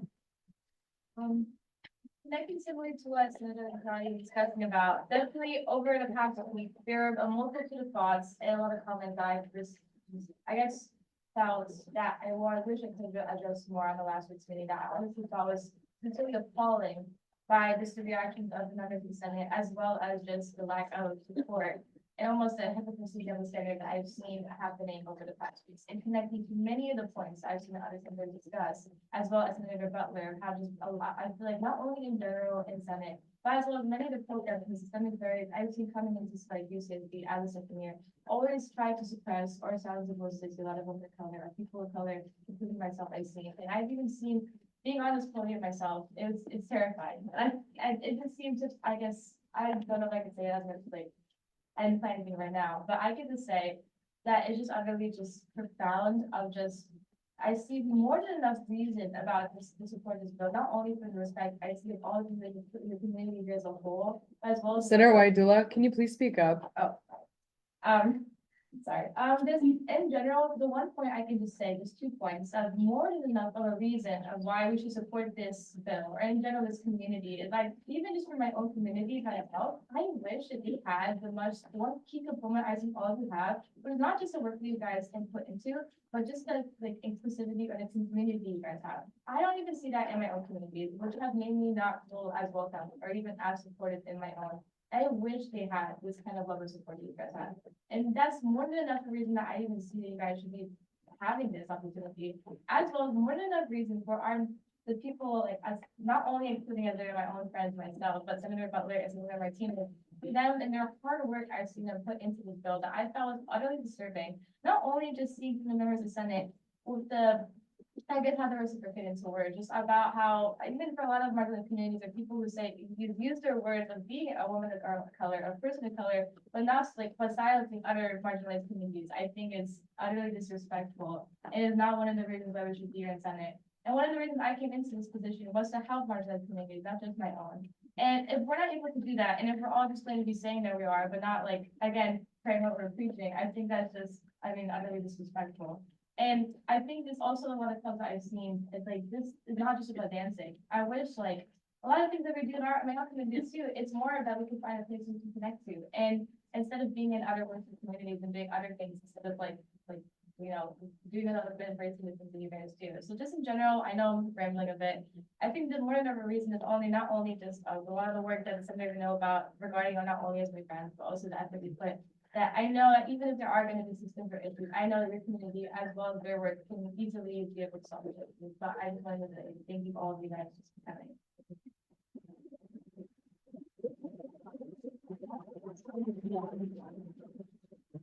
Senator Wang. Excuse me, sorry, I didn't want to. I just want to say that I have been hearing an amount of sentiment of, wow, I can't believe that people are thinking of us, the Senate, in this way, like, it's not what we ran on. if the shoe fits. Like, to be honest, I was not at the previous Senate meeting. From what I've heard, I'm just absolutely appalled by what went on. And I genuinely think that if we want to indicate that we are a better Senate than the one before us, we have to actually do what we're saying we're gonna do. Like, we cannot simply just go about, oh, we're better, we're different, we're not like the other Senates, and then go and refuse to support groups when they're asking for that support, and when they have shown up like this to demand that support. I do.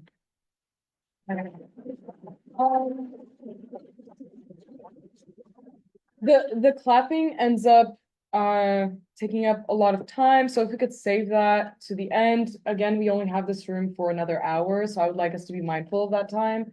Senator Al-Khatib. I just want to say thank you so much to all of the speakers that came and spoke on how much ISIS has impacted them and their community. I've been behind that before, facing a Senate that I didn't feel represented me, and I understand how scary it can be, so truly thank you. I also want to apologize for not speaking up last week when I witnessed fellow senators reduce ISIS to just dance when it's not just dance. And hearing you guys speak honestly got me a little bit emotional, because I thought of how important being around people of my culture is to me, and how significant the culture shock at UCSB is, it being a majority white institution, and the culture shock of America as a whole. Also because I come from another culture that's constantly resisting colonial erasure, also through dance. I think that it's so important that this bill be passed, because that would make Raíces the first BCU specifically representing the Latina community, which is really shocking because UCSB is an HSI, which is a Hispanic serving institution, and also there being many different culture-based BCUs. And I want to say that I disagree with any attempt to deem Raíces unworthy of the same opportunity. And I disagree with any attempt to minimize the significance of the Latina people and their contribution to the greater UCSB community. Thank you. All right, Senator Ganesh. So first of all, thank you everyone for speaking. I know this can look very intimidating, having been on that side of the room last year. I'm really sorry that we're continuing that environment. We will do better, promise.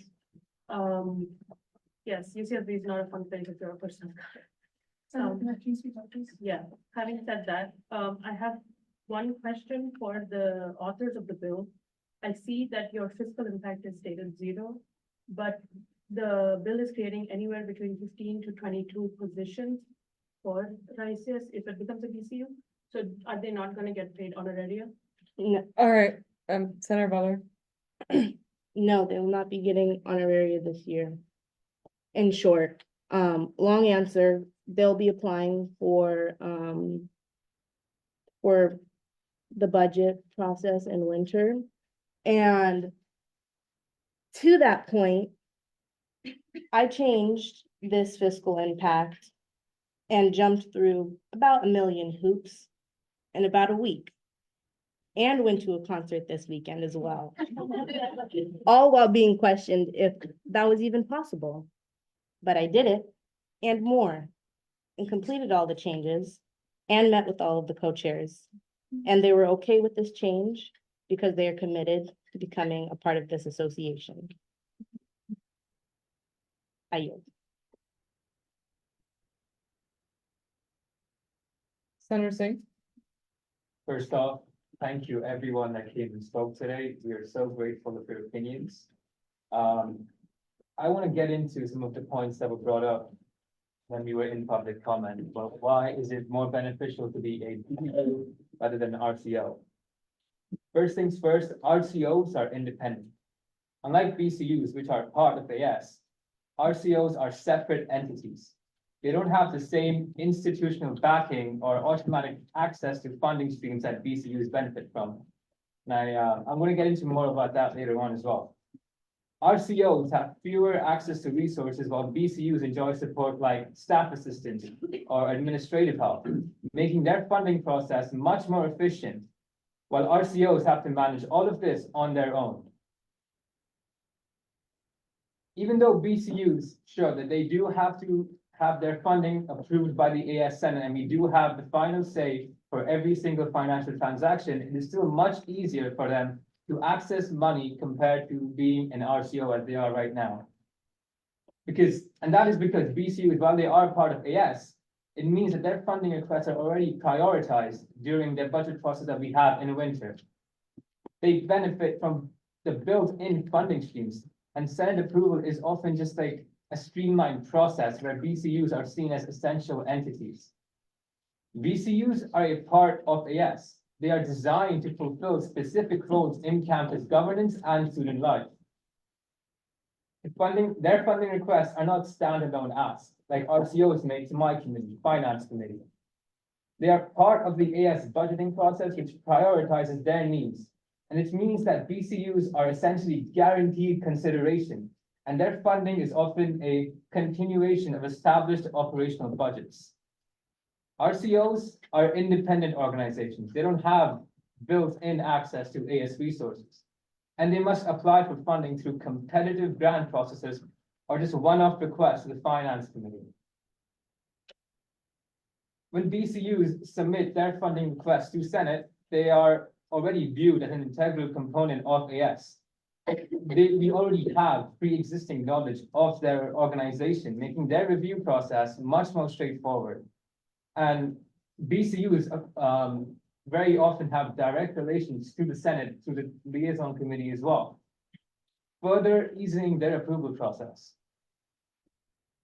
But I also noticed there were some questions on whether granting or giving RACES this recognition to becoming a BCU, is that fair or not? But I'm sure all of us agree that fairness is not just about treating every single group the same. It's about equity. It's about providing resources to those who need them the most and whose work aligns with our association the most. RACES has consistently demonstrated its impact, advancing equity, inclusion, and cultural education in ways that no other organization on campus currently does. It's also worth noting that if we do decide to make RACES a BCU today, it does not take away opportunities from other RCOs. Instead, it creates an example. It creates a roadmap for other groups. They can learn how they can grow. They can demonstrate their impact and align with UCSB mission to seek similar support. We are a federally designated Hispanic serving institution. We have an obligation to prioritize initiatives that uplift and celebrate Hispanic heritage. RACES embodies this mission. It provides a platform for cultural advocacy, education, and community engagement through dance. Recognizing this group as a BCU is not only a reflection of their past achievements, but it's also a commitment of the Senate to ensure their future contributions to our campus and beyond. It also sends a very powerful message to 25,000 students that have put their trust in this Senate, that we value diversity, we value cultural heritage, and we are willing to invest in organizations that make a lasting impact. I don't want us to be the same bag of dicks that we were last year, just in different packaging. All right, order. Supporting RACES as a BCU is a step forward to creating a more inclusive and representative campus. And this is not a free pass, by the way. It is a partnership. It's built on trust, transparency, and mutual commitment to our values. Passing this bill is a chance to reaffirm our commitment to equity, diversity, and cultural enrichment. It is our chance to provide meaningful support to an organization that has given so much to our campus. And it is a chance to show that we value the contributions of all students, especially those who work tirelessly to preserve their heritage and inspire others to art and education. And I urge every single one of my colleagues on this table to vote yes on this bill. Thank you. I yield my time. All right, I will be taking a point of personal privilege and yielding chairship to Senator Butler. Senator Kadak. I just also really want to thank everyone who came and not only spoke, but just showed your support for this bill by showing up today. I think Senator Elbsey embodied a lot of what I had to say perfectly, and just to touch up on that a bit more, coming from that same marginalized community and not having many spaces to be just organizing or even just existing within. I also would like to acknowledge and thank the fact that Latina community has been so welcoming in that sense. So again, just thank you for that and everything that Senator Al-Khatib had to say. I really want to echo as well. I use much. Senator Brenderson. Thank you all for coming. This is like, this is one of the first meetings, where there's more people in the room than there are senators, which is like amazing. Like, this is like the whole point. I'm so glad you've come. This is very much the point. And I guess that's kind of what I mean, like, why have we become our predecessors? Why are we acting in a similar way that the Senate before us? And it feels like it's kind of this institution, that's, the Senate is, this is what it is. So we must seek systemic change, and we're working on that, but there's kind of this energy around Senate where everyone has to be theatrical, and there's there's drama and there's emotion, and I'm not saying that there shouldn't be, but the way that this is magnified by silly things like Robert's Rules of Order and all these, like, things that we're bound to, and I have to respect, otherwise something bad happens, I'm not sure. But the way that these systems kind of bear down on us, they restrict our way of communicating with each other, and they allow for things that are rude and things that maybe you would say to one senator, but if, said in that way to another senator, it's hurtful. And because, this is a white created institution for mostly white UCSB, and we need to work on that. We need to figure out some better ways to question each other and work together, I guess is what I'm saying. I want to echo what Senator Singh, Kada, and Al-Khatib were saying. It's ridiculous that we don't have even one Hispanic BCU. Like, and I understand racist is for Mexican dance, so I would expect at least another Hispanic BCU in addition to racist. And I think there's kind of this idea that, well, if we let them become a BCU, we have to let everyone become a BCU. And it's like, I think Senator Singh put this well, is you guys show a path for what path to BCU, like that's what we should be striving here as a Senate. We want to engage greater interaction between the student body, and we want, like, this is something that we should want. We want RCOs coming to us, trying to be BCUs. That's kind of the point. So I really urge us all to vote yes. It's a, and I feel like there's a little bit of misconception. I think the minority voice is very loud here. I think the Senate has always kind of been in support of this legislation. And I think, the questions that were originally brought up were resolved and they were addressed. And I think the need could not be better demonstrated. And I thank you very much for coming. And I thank Senator Butler so much for her tireless work. Amazing. I'm just so proud. Thank you so much. Next. I'll be yielding chairship back to IVP Pinto. Thanks. I'm back. Senator Reddish. I really don't feel that was treated fairly like tonight. Last meeting, not once did I call your group just a dance group or belittle your mission, your goals, or the work that you do. You can go through the minutes. Not once did I ever do that. From the start, my inherent issue has been that we shouldn't make an RCO a DCU. I find it unfair that it wasn't presented to others. A matter of opinionated difference in Senate is common, and it's wrong to vilify me for doing so. I stated that it'd be a better idea to put you under program board or SCORE, and stated that our association has funding issues in which we are still paying off a $2 million debt while struggling to shed excess funding that needs to be spent on RCOs and campus works. This meeting, I was singled out as an apparent enemy, despite not once making this discussion about the work you do. I simply did not find it fair that this opportunity was being offered to one instead of over 50 culturally significant RCOs. Our association has frequently discussed a consolidation effort. It is my job and my goal and my work to towards a consolidation effort through the financial committee. It's my job to question. It's my job to see if this is the correct decision for the student body. My issue has never been with Rice. That's been with this legislation and this process.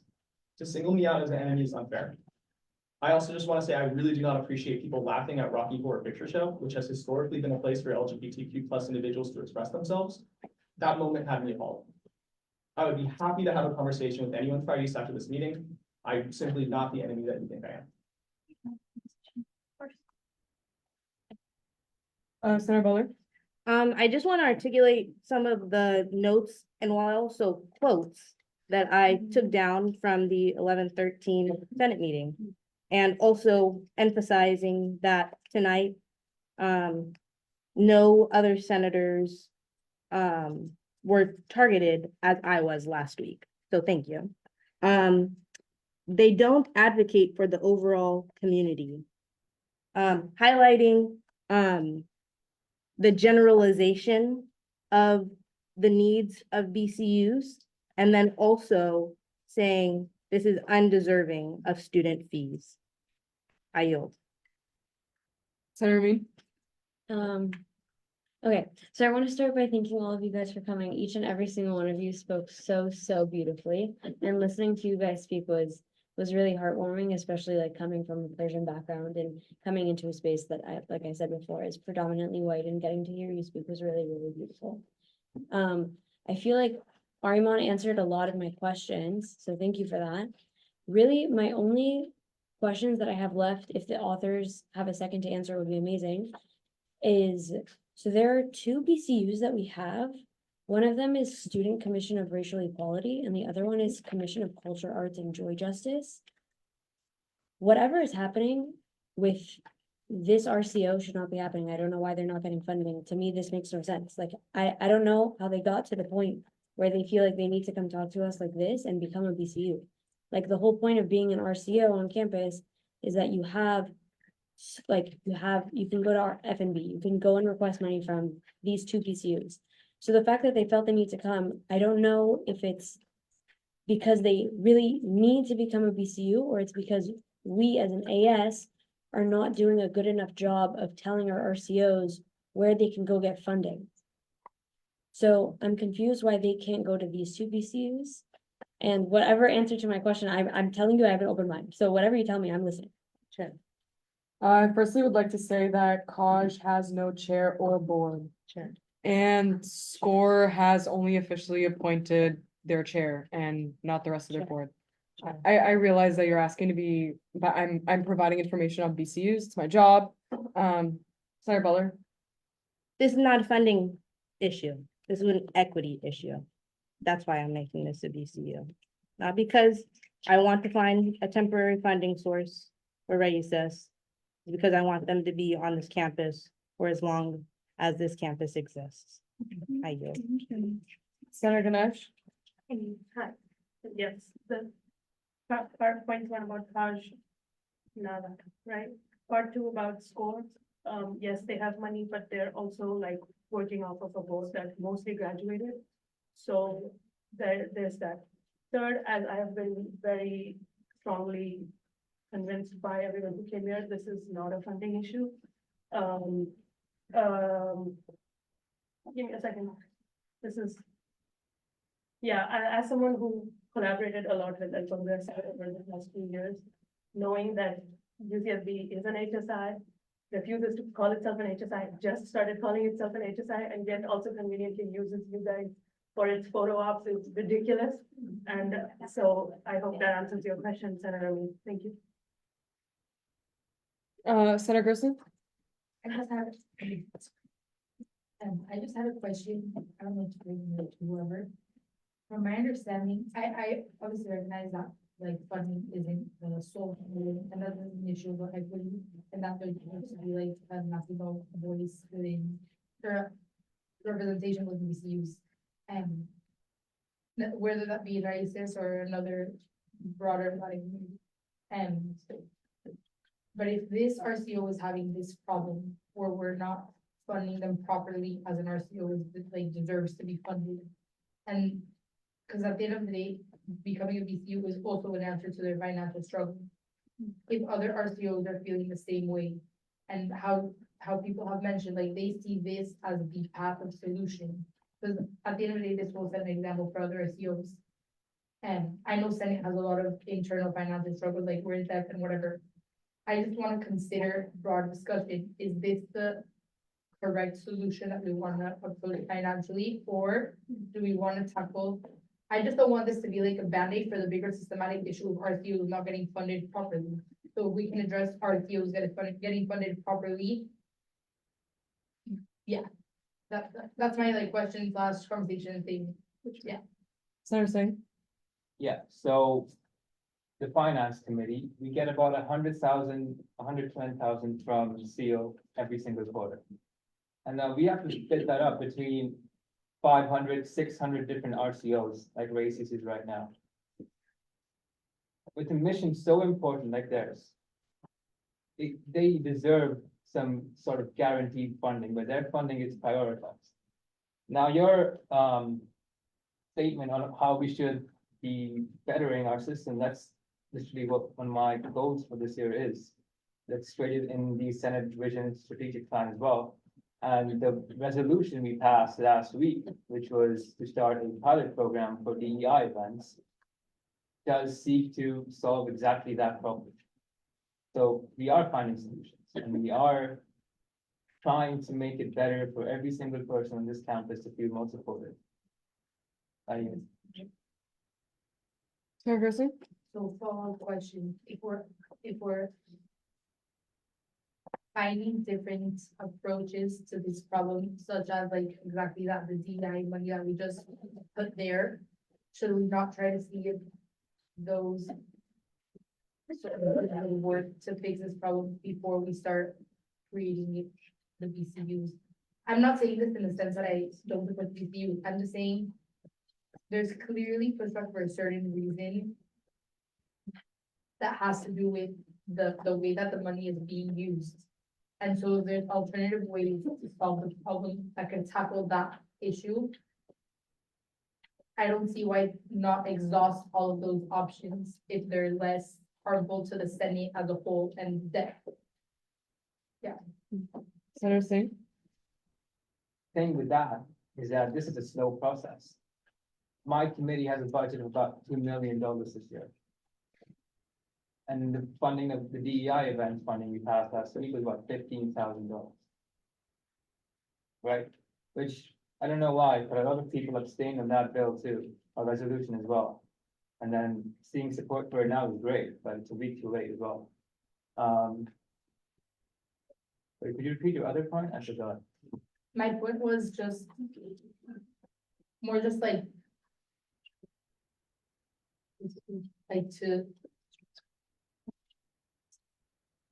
like if we're trying to solve this problem through other ways, we're kind of not seeing them through, you know what I mean? Like we're saying if we want to send a message as a Senate organization to other RTOs trying to achieve similar things, not saying that they're similar in the impact they make on campus or in their contribution significance to the community. But if other RTOs are gonna look at this and this is gonna be their process, how is that gonna work for Senate? So if we're saying, okay, that's the best goal, that's the best route for other RTOs to look at this and take, that's fine, because I don't understand money like you, sorry. But if there's alternative ways that we're pursuing that might help solve this problem at least a little bit financially, why are we not exhausting them before attempting this?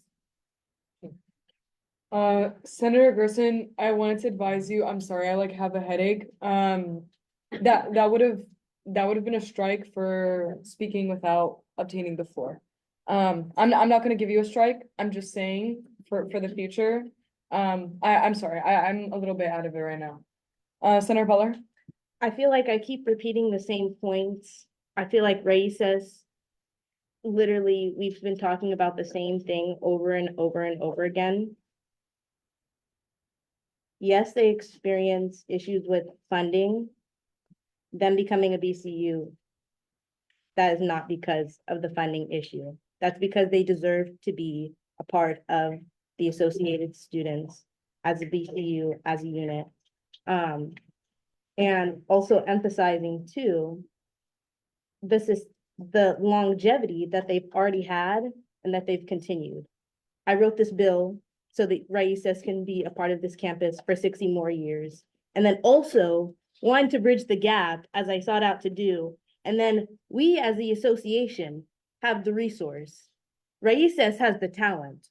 They have the board, they have the hard work, they have the drive. And we're saying no to the resources that we offer to them. I yield. Senator Corsendi? Okay, so I also want to thank every single one of you who has come here to speak. I've been in your shoes last year a lot of times.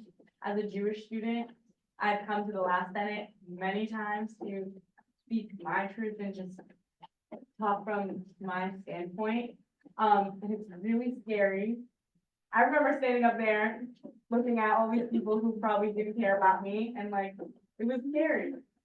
And also someone who comes from a minority background, and I also, is the daughter of immigrants, I'm Persian. It was a culture shock coming to UCSD, so I fully stand with you guys on this. And I don't want Senate to be as scary as it is for you, as it was for me. That's the last thing I want. I want to reaffirm my deep understanding that there needs to be a Latina, like, serving VCU. I do believe that after listening to all of your testimonies, and I know that Hispanic students are a massive population on this campus, and I have the AS Jewish Commission. As a Jewish student, AS Jewish Commission is a VCU that is set up to be supportive of all Jewish students on campus. That being said, I think it's important to reaffirm in the mission statement of Raices that your organization serves all students, like all Hispanic or Latino students. And I understand that it is a sentiment that has been shared multiple times throughout public forum. I understand that this is a sentiment that you all truly believe in. I think it is important for me personally that this is something that is further clarified within the legislation, which is a written mission statement. I think I totally, like, I'm with you guys that it's not like, yes, you guys are like a dance organization, but you're not just a dance organization. Like, I see that you guys, like, sorry, please tell me the name of the dance one more time. Okay, good. I understand it's a Mexican dance, but it's not just Mexican. I hear you. I read through the mission statement. I just want it to be a little bit more clear. Like, Alexa, we can talk about this. Like, because I have the AS Jewish Commission, this is how I see it, and this is how I'm kind of like interpreting the whole thing. I have AS Jewish Commission as a Jewish student, which is representing my needs as a Jewish student. There are other organizations, Jewish organizations that are on campus. For example, Chabad is a Jewish organization that practices a more orthodox or different sect of Judaism. Chabad is not an RCO or is not VCU for that reason, because not all Jewish students align with the vision of Chabad. That's why I think it's important to have a Latino serving VCU within AS that is welcoming to all, like, students that it is meant to serve. So for me, that's what's important to see in order for this, for your organization to become a VCU. Does that make sense? And Alexa, I'm happy to talk about that. Senator Buller? Which part doesn't fully articulate Raices' mission that they advocate for all Hispanic and Mexican cultures? Because I feel like the sentence, and specifically their name, the name Raíces de mi tierra, translating to roots of my land, underscores the organization's commitment to grounding its activities in cultural authenticity, historical awareness, and pride in Mexican heritage. Does that not? Yeah. Sorry. Senator Corsendi? okay, I like love the sentiments written there. I really, really do. I think like, okay. Forgive me if this is a little tone deaf, please. Like, I really am not trying to be like tone deaf at all. I might be like, please, I just want, I'm with you guys, just don't feel bad. But, for example, like, you know, I'm just not, I'm like, I'm not gonna say. I just think there should be a little bit more like, it's not just for example, not just for Mexican students, like for all Hispanic or all Latino students. I think more of an emphasis of that, if it's going to become a VCU, that's what's important to me. However, I understand if you guys think differently, I'm not in your shoes. Please don't come out. Senator Lacroni?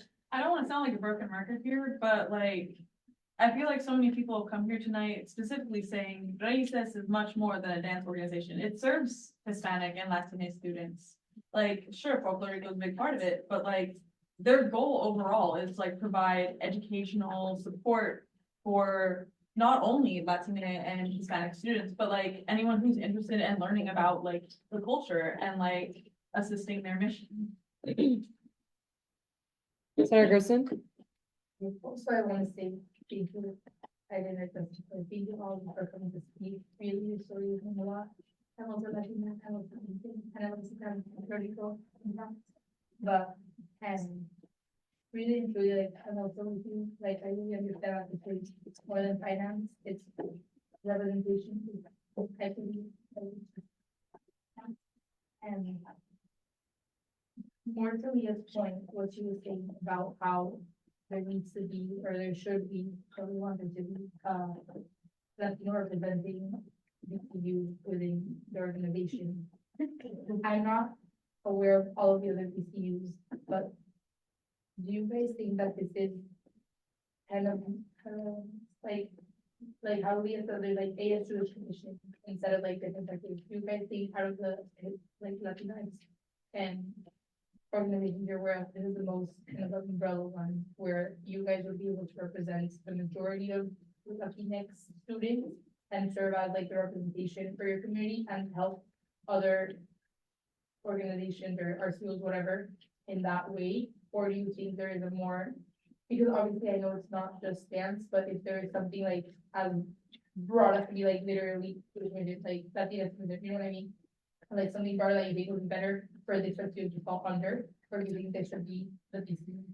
All right, Just I don't know if I read- point of order, you're not allowed to dress the crowd, Okay, then I'll address the Senate. Yo. Point of order. That's the second time. Yeah, that's a strike, okay, sustained, Senator Butler. All right. Let me turn, John, did you have your hand up? Yeah, I was about to make the same points up. Okay, thank you. Senator Butler? You can't address the crowd. You can address the authors though, when you're talking. And yes, sorry, the authors as in me and Ale, which I do want to just, sorry, me and Senator Martinez. And I do want to emphasize the lack of communication. Honestly, the only person who reached out to me wanting to discuss the bill further was Senator Iden. Which I appreciate actually, because we have a big issue here with communication. You're addressing the crowd instead of addressing your own peers.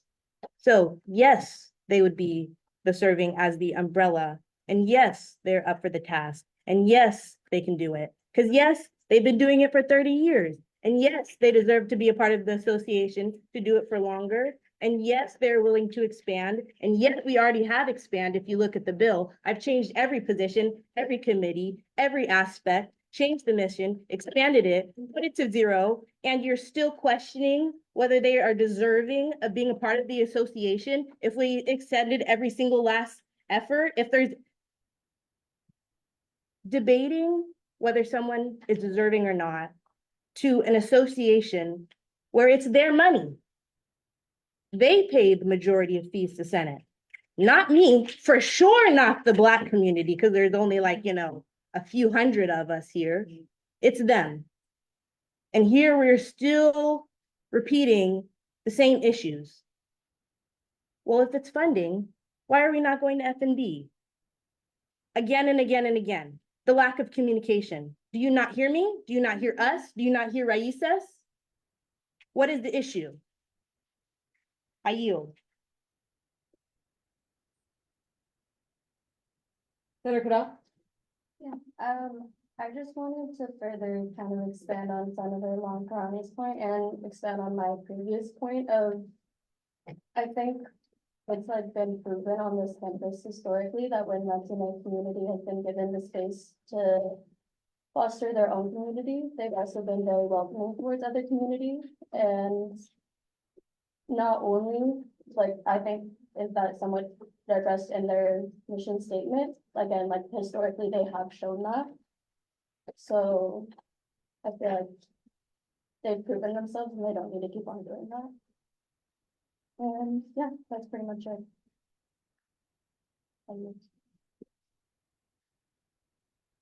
Senator Loncarani? Can I motion to close discussion and open to a vote? Would you like to Yes. move yes. to, okay. Motion Okay. to, close. Sorry, Parliamentarian Doc? I'm sorry to interrupt, but I have been reached out by multiple senators requesting that I render a recommendation on the voting method as a parliamentarian. From my experience in the space and being a part of multiple meetings of great contention, this meeting is certainly one of them. Not every day does Senate have a room of public forum speakers. Not every day a senator is singled out as trying to do harm. And not every day that the Senate has two clear sets of opinions that the consensus is impossible. This is the reason as a parliamentarian that I must recommend on the record that the Senate adopt a secret ballot. In all of the previous instances of contentious meetings, from the 73rd Senate to last year and to this Senate, the secret ballots have always been adopted. The reason is simple. Senators here at the table, every single one of you is elected by literally hundreds of students. You get a seat at this table because hundreds of students cannot.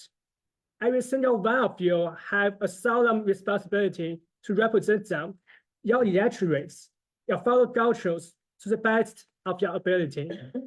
During this meeting, I have observed the use of expletive language during the meeting, the considerable amount of microtransactions that have occurred, the debated nature of the topic, and the high tension affiliated with the conversation. And only a secret ballot can allow the senators, the elected representatives, to make a decision on behalf of the students as their trustee freely without fear. I yield. Senator Loncarani? Motion to close discussion on a bill to create the AS Raices de Mi Tierra and enter a secret ballot. All right, there's been a motion to exit discussion and go into a vote over the bill to create the AS Raices de Mi Tierra. Senator Cadell? Second. Seconded by Senator Cadell. We are now discussion. Senator Wahdula? Call the question. The question has been called. Do we have any objections? Objection. All right, there has been an objection. Question to the confirmation of objection. Objections to the consent or the call to question? The consent. The consent. To a vote. Yeah. We are now going into a vote whether we go back into discussion or leave it. Okay. Is that correct? Parliamentarian Cha? So we are right now at a vote to vote. Vote yes if you want to have a secret ballot vote on the bill. Okay. Vote no if you want to go to the discussion of the secret ballot. Did you object? Wait, did you object the motion or the call to question? The motion. Okay. It's a motion. It's a motion Okay, to okay. vote. Yeah. Okay, period. Yeah. So. So now we're in a vote. Vote yes if you want to have the vote by secret ballot. Vote no if you want to not have the vote or not by secret ballot. All right. Is it understood? I know votes are complicated. Yeah. Okay, hands up if you would like to continue with the secret ballot.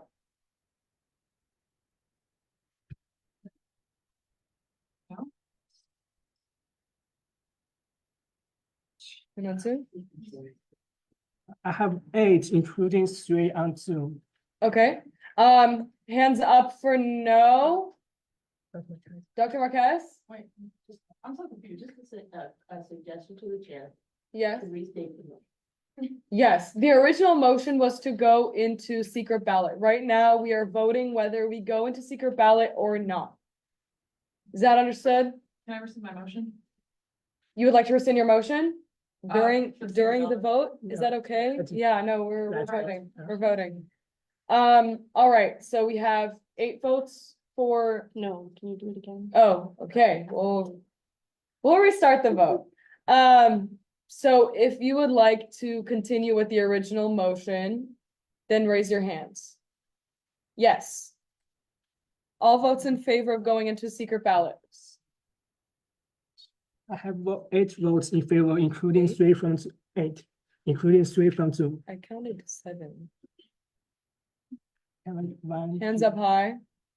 1, 2, 3, 4. Are you raising your hand out? Yeah, that's 4. Okay, that's fine. 4. 7. 4 plus 7. Okay. Hands up for no for going into secret ballot.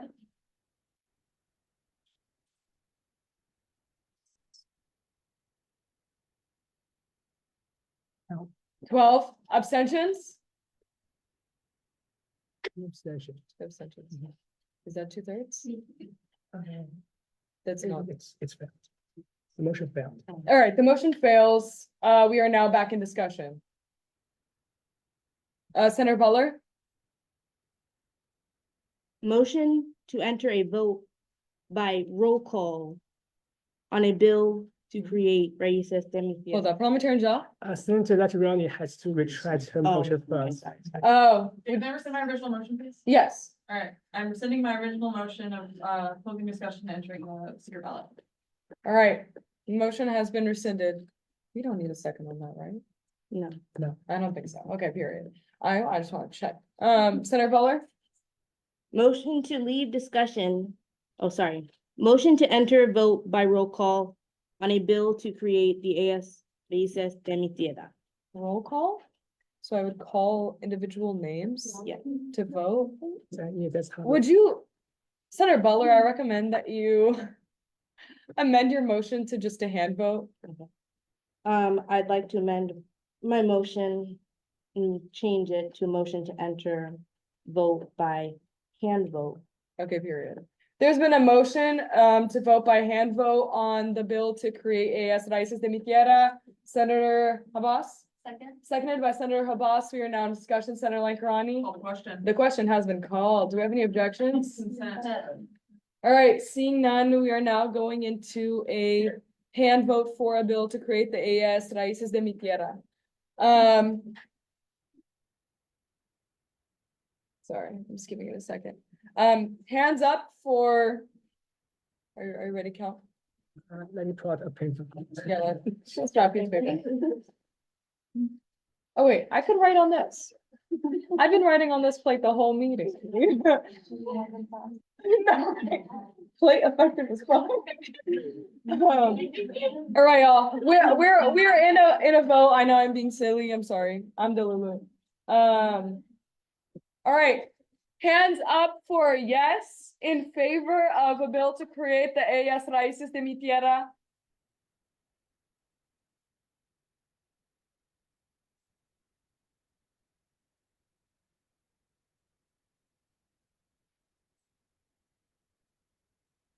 About 17. Hands up for no. Abstentions? Just 1 no from Zoom.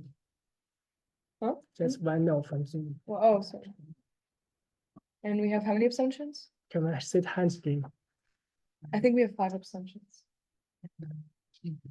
I have 5 sessions. 4. Yeah, 5. Okay. All right, let me do the calculation real fast. No, that's more than 2/3 way. Just not to be. Not him using Yeah, the that's calculator. enough. All right. The motion to pass a bill to create the AES Raíces de Mi Tierra passes.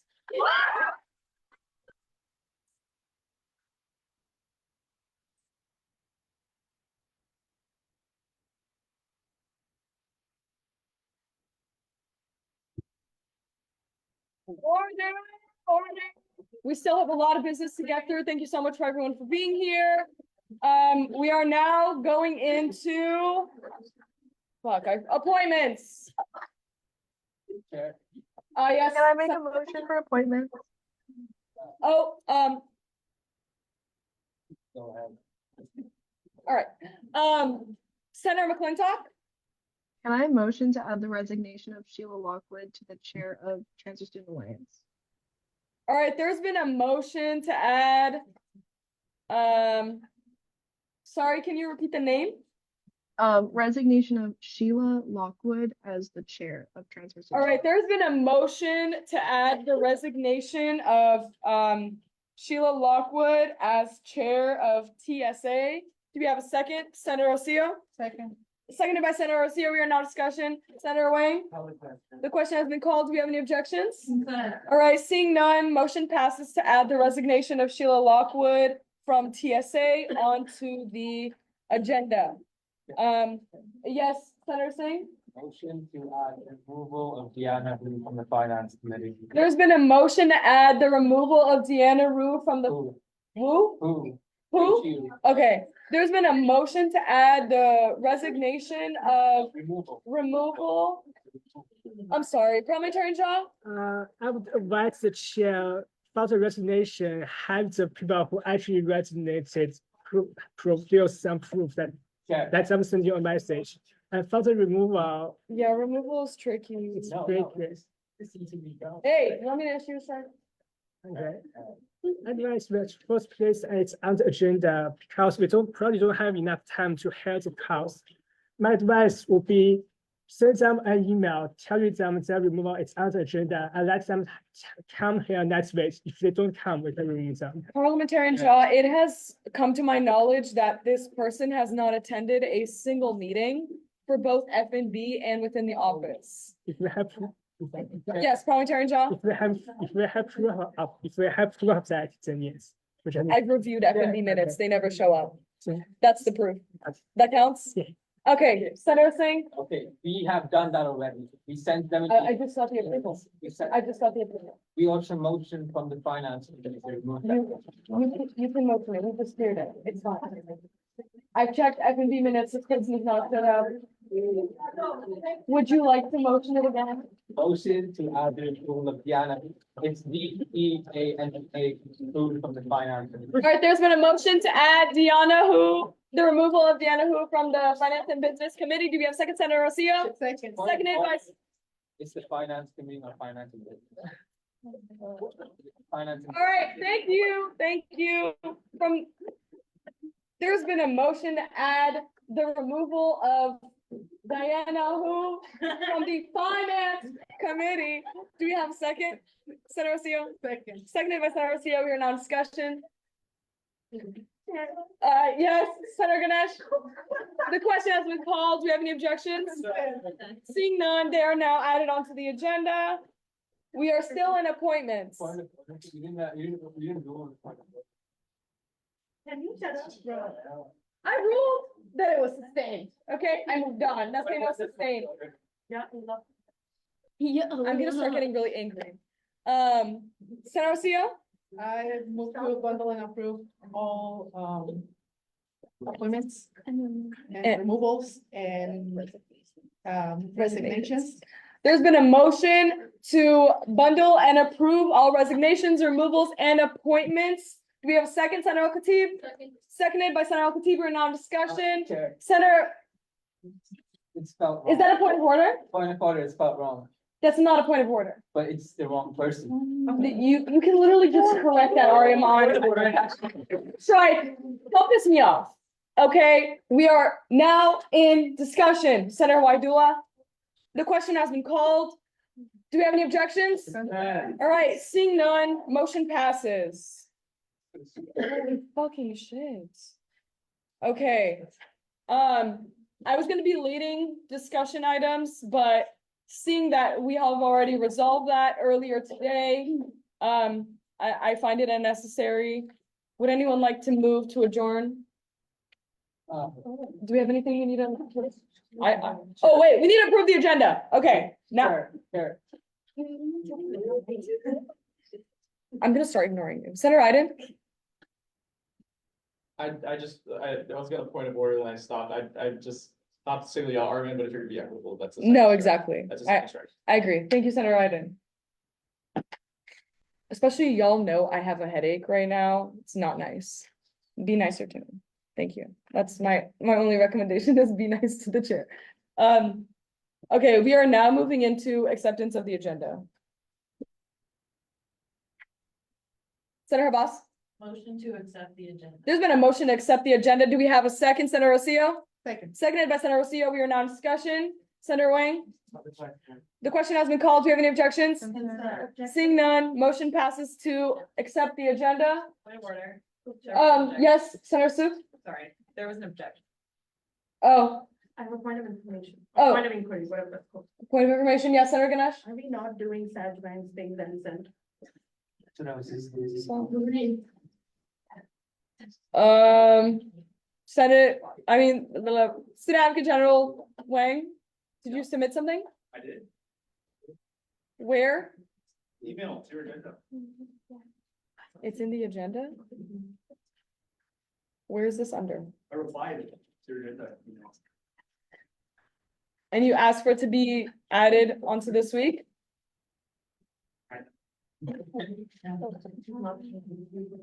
All right, y'all, give me a second.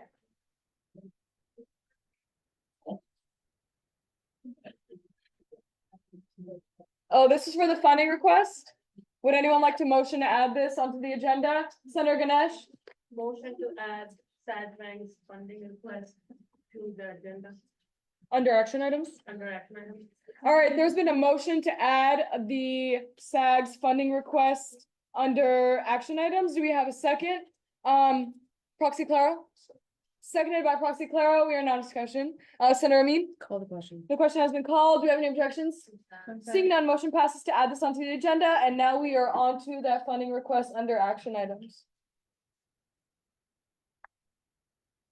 Senator Singh? It's okay with the chair, can we please invite Sag Wang to present this, because I have a couple of questions. Tagwang, would you like to approve my God, approach to the podium? All right. So, Okay, Senator Singh? so, I see a lot of data, and you're saying you're purchasing Celsius snacks and flyer ends. So giveaways are against policy, would you want an exception for it? Exceptions to policy is that we can override the policy for you.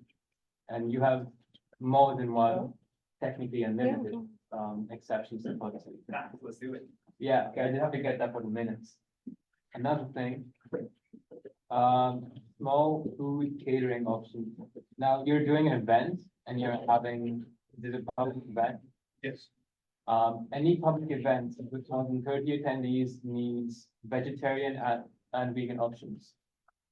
So please make sure you do that. We just get out in the little cute fruit baskets. I like them too, but we also have to follow policy.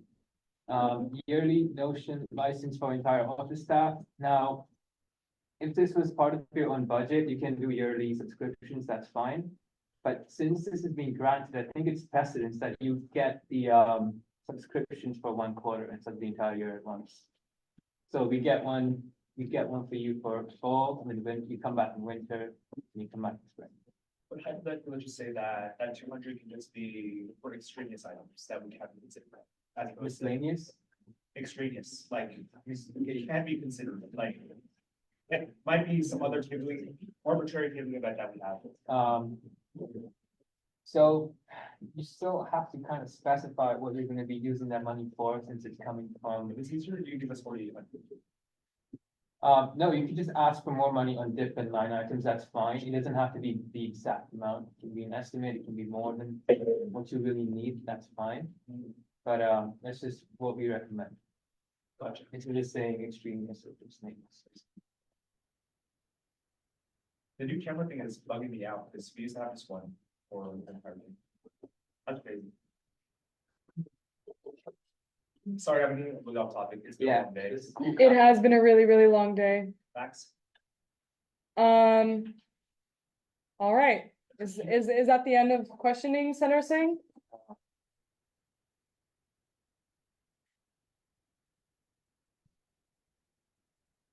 We have 8 minutes to leave this room. You're already, Flyering, you would have, Recognized. yeah, you kind of have to provide designs for what you're gonna be using that for. Please make sure you're using the funded by AS logo on that as well. Yeah, I know, you have, so I didn't know, you have to.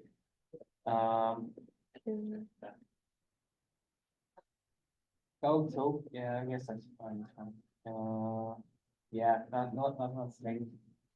Not saying. Sure. Sorry, are you yielding? I yield. All right, cool.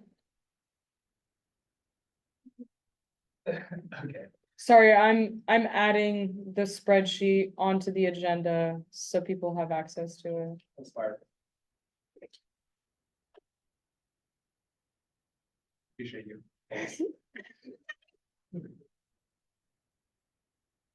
You're so silly. I recommend that someone move to either accept this or not pass this. Senator Singh, Where, and I can't find it. Is it on the thing right now? I'm still trying my best. But I just need to. go. I'm So trying you're my fine best. with 4,800, you said? Yeah. Yeah, alright. Or I guess 5,000 is just a beautiful number, you know what I'm saying? So like, you can just move line items around and like change the one thing to like this. Doesn't that I sound? don't think I can do it, pal. All right. Please obtain the floor before speaking. My bad. Not you. I asked you to approach the podium. Okay. Yeah, I like that. All right, the spreadsheet is now on the agenda. Senator Ganesh,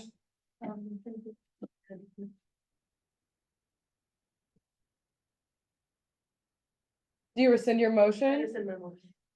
Okay. You're still under this.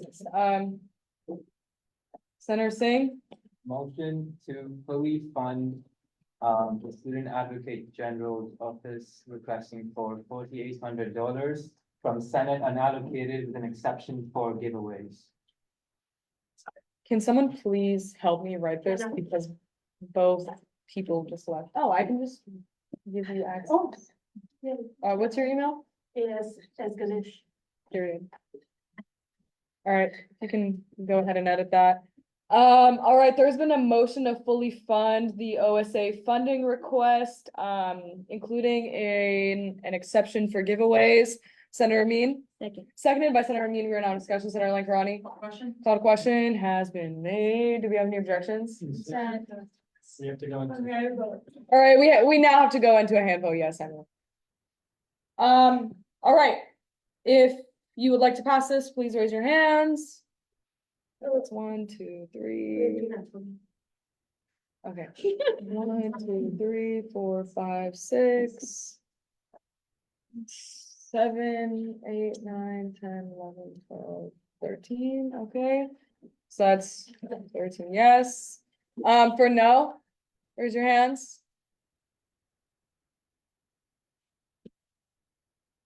Okay. Abstentions? 1, 2, okay. 2 abstentions. All right, motion passes. To fully fund the OSA funding request with an exception for giveaways. Period. Senator Lankarani? Motion to excuse Senator Wakabula at 10:51 PM. We are literally about to leave. All right. All right. We are now in acceptance of the, wait, hold up. Yeah. Senator Habas, would you like to rescind your original motion to accept the agenda, seeing that there have been changes? Yeah, I rescind my original motion to accept the agenda. All right, would anyone like to move to accept the agenda? Sure. Senator Rocio? I move to accept the agenda. All right, there's been a motion to accept the agenda by Senator Rocio. Do we have a second, Senator Lankarani? Seconded by Senator Lankarani. We are now in discussion. Senator Suk, the question has been called. Do we have any objections? All right, seeing none, motion passes to accept the agenda. We are now in adjournment. Senator Lankarani? Motion to excuse the Senate at 10:52 p.m. There's been a motion to adjourn the Senate at 10:52 p.m. Do we have a second? Senator Brennerson? Second. Seconded by Senator Brennerson. We're now in discussion. Proxy Claro? The question has been called. Do we have any objections? Seeing none, we are now adjourning at 10:52 p.m. Thank you so much, everyone. Also, Taylor, I made all those changes to the agenda moving forwards, so we will have that as part of